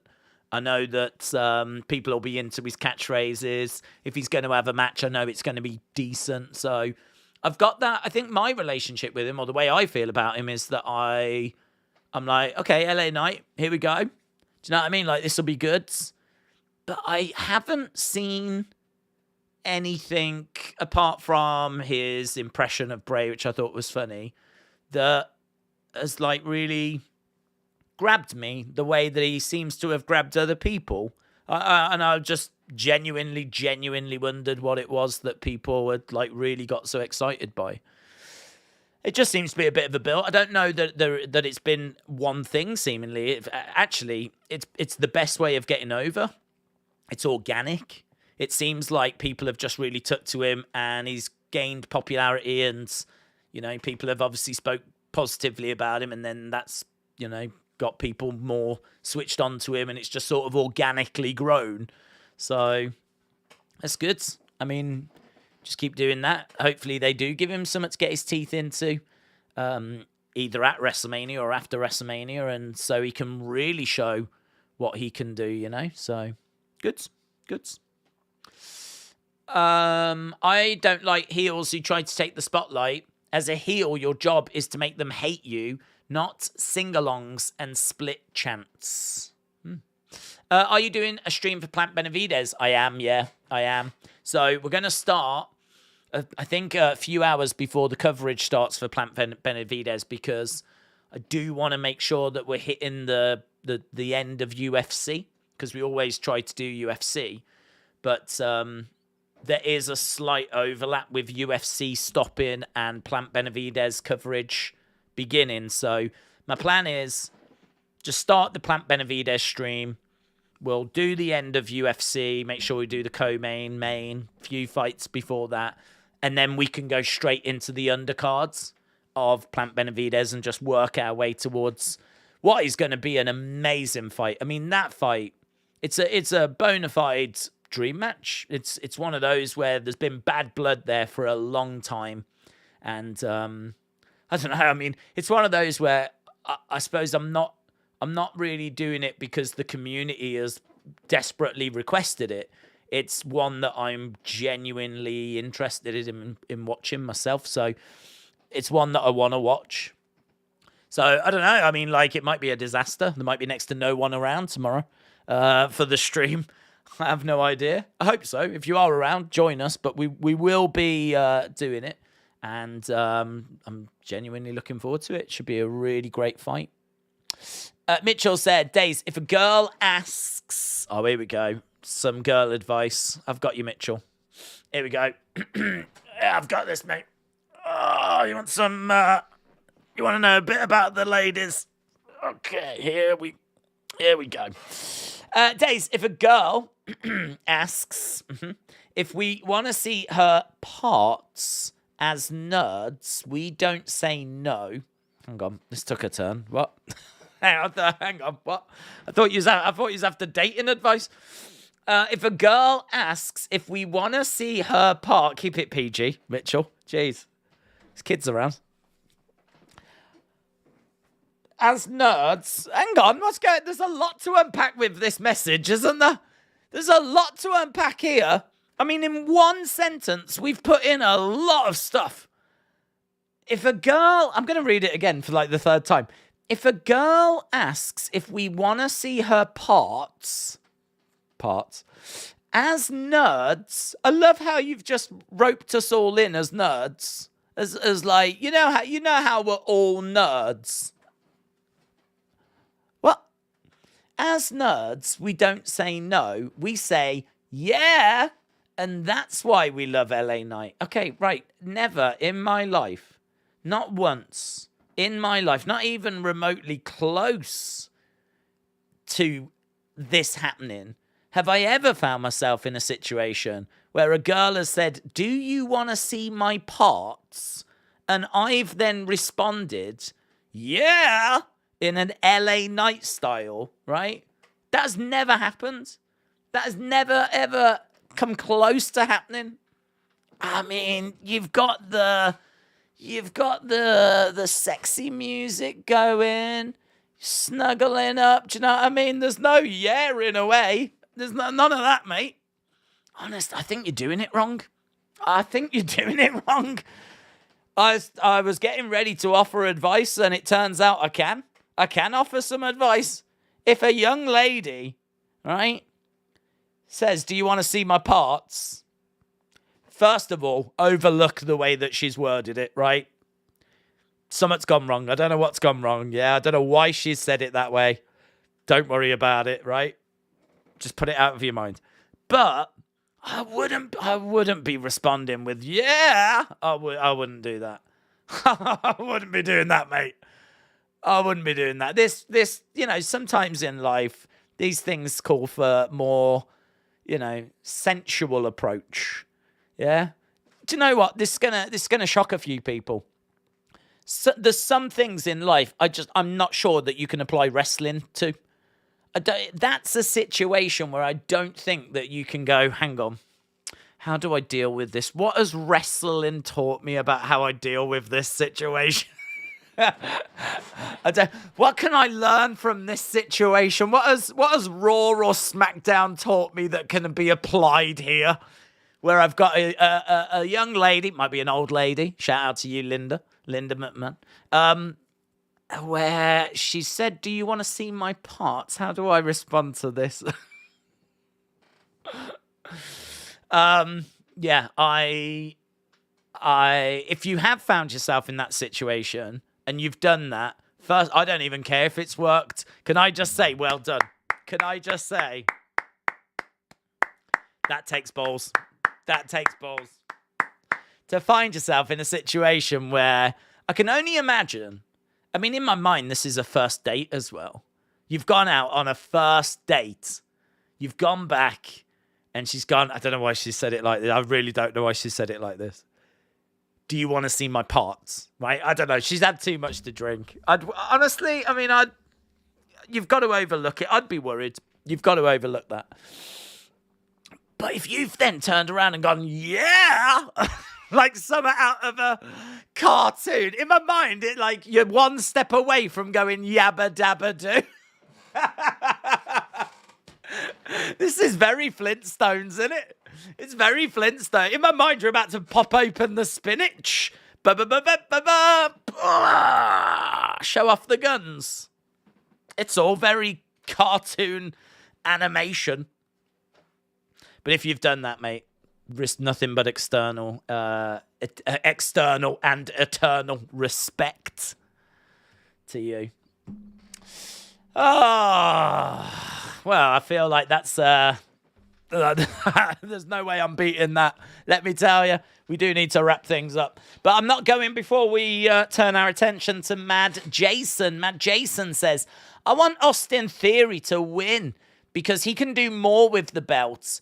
The Monday after, Cena would just do a boring open challenge. Yeah, I mean, I think more than that as well. I think Theory needs to have a statement win on a grand stage. So if Theory wins, he'll do an open challenge, which could be quite exciting if you bring out someone like Switchblade Jay White, or do you know what I mean? Or someone like Bron Breakker, and you call, or Grayson Waller from NXT. Like, there's still value in having John Cena do an open challenge, but I think the bigger problem would be, what does Theory do? I mean, Theory will have lost at WrestleMania and will now have to try and restart again. I mean, like, we've already had to restart after he lost Money in the Bank. And so then we had to do another restart there. So now it would be a restart of the restart. So for me, that would be the bigger problem. In that, you know, we've just given Austin Theory a loss at WrestleMania in front of all of these people when we've just done a restart at the end of last year because of the Money in the Bank situation. So, but I think, look, if it did go that way, right, okay, that sucks for Theory. And I would say it's the wrong call. But I would be equally very intrigued to know what that open challenge was going to be, or who Cena's opponent was going to be, because I'd be pretty confident they're getting that belt off Cena on Monday. If he wins on Saturday, I'd be pretty confident that he's losing on Monday, unless they can convince him to do a match at WrestleMania Backlash, but I doubt it. I mean, you know what these film schedules are like. They can find a very, very small window. I don't know that they'd be able to get him for Backlash. I really don't know that they'd be able to get into Backlash. But who knows? I mean, maybe they've had a big conversation. They've been able to work something out. But yeah, even so, he'd be dropping it there. You know, he ain't sticking around for long. So I agree. I think of all the matches on the card, I think that's one that I've got one of the highest levels of confidence about. I think I feel pretty good about Theory picking up the win in that one. Boom. Days, make sure they're old enough first. You don't want to be a Velveteen Dream. That's a good point. That's a good point. I mean, hopefully that went without saying. Hopefully. But probably still worth saying in all fairness. Yeah, says Mitchell. Well, I, like all of you, are probably going to have that mental image now as we walk away of Mitchell in his pants, yaring away at some young lady. I mean, listen, each to their own. Yeah, each to their own. Massive thank you to everyone that joined us tonight. Really appreciate the support, as you know. We are back tomorrow for the end of UFC. I can't say we'll do all the main card, but I think we'll be doing a good chunk of it. And we will obviously be doing Plant and Benavidez, which should be a great fight. Then on Sunday, I'm going to try and get up my WrestleMania predictions. And obviously next week is WrestleMania week. So it's all happening. Go, go, go, go, go. And yeah, really appreciate you joining us. So hope you had fun. Hope you have a great weekend if I don't see you at some point. And I'll see you whenever I see you next. Bye for now.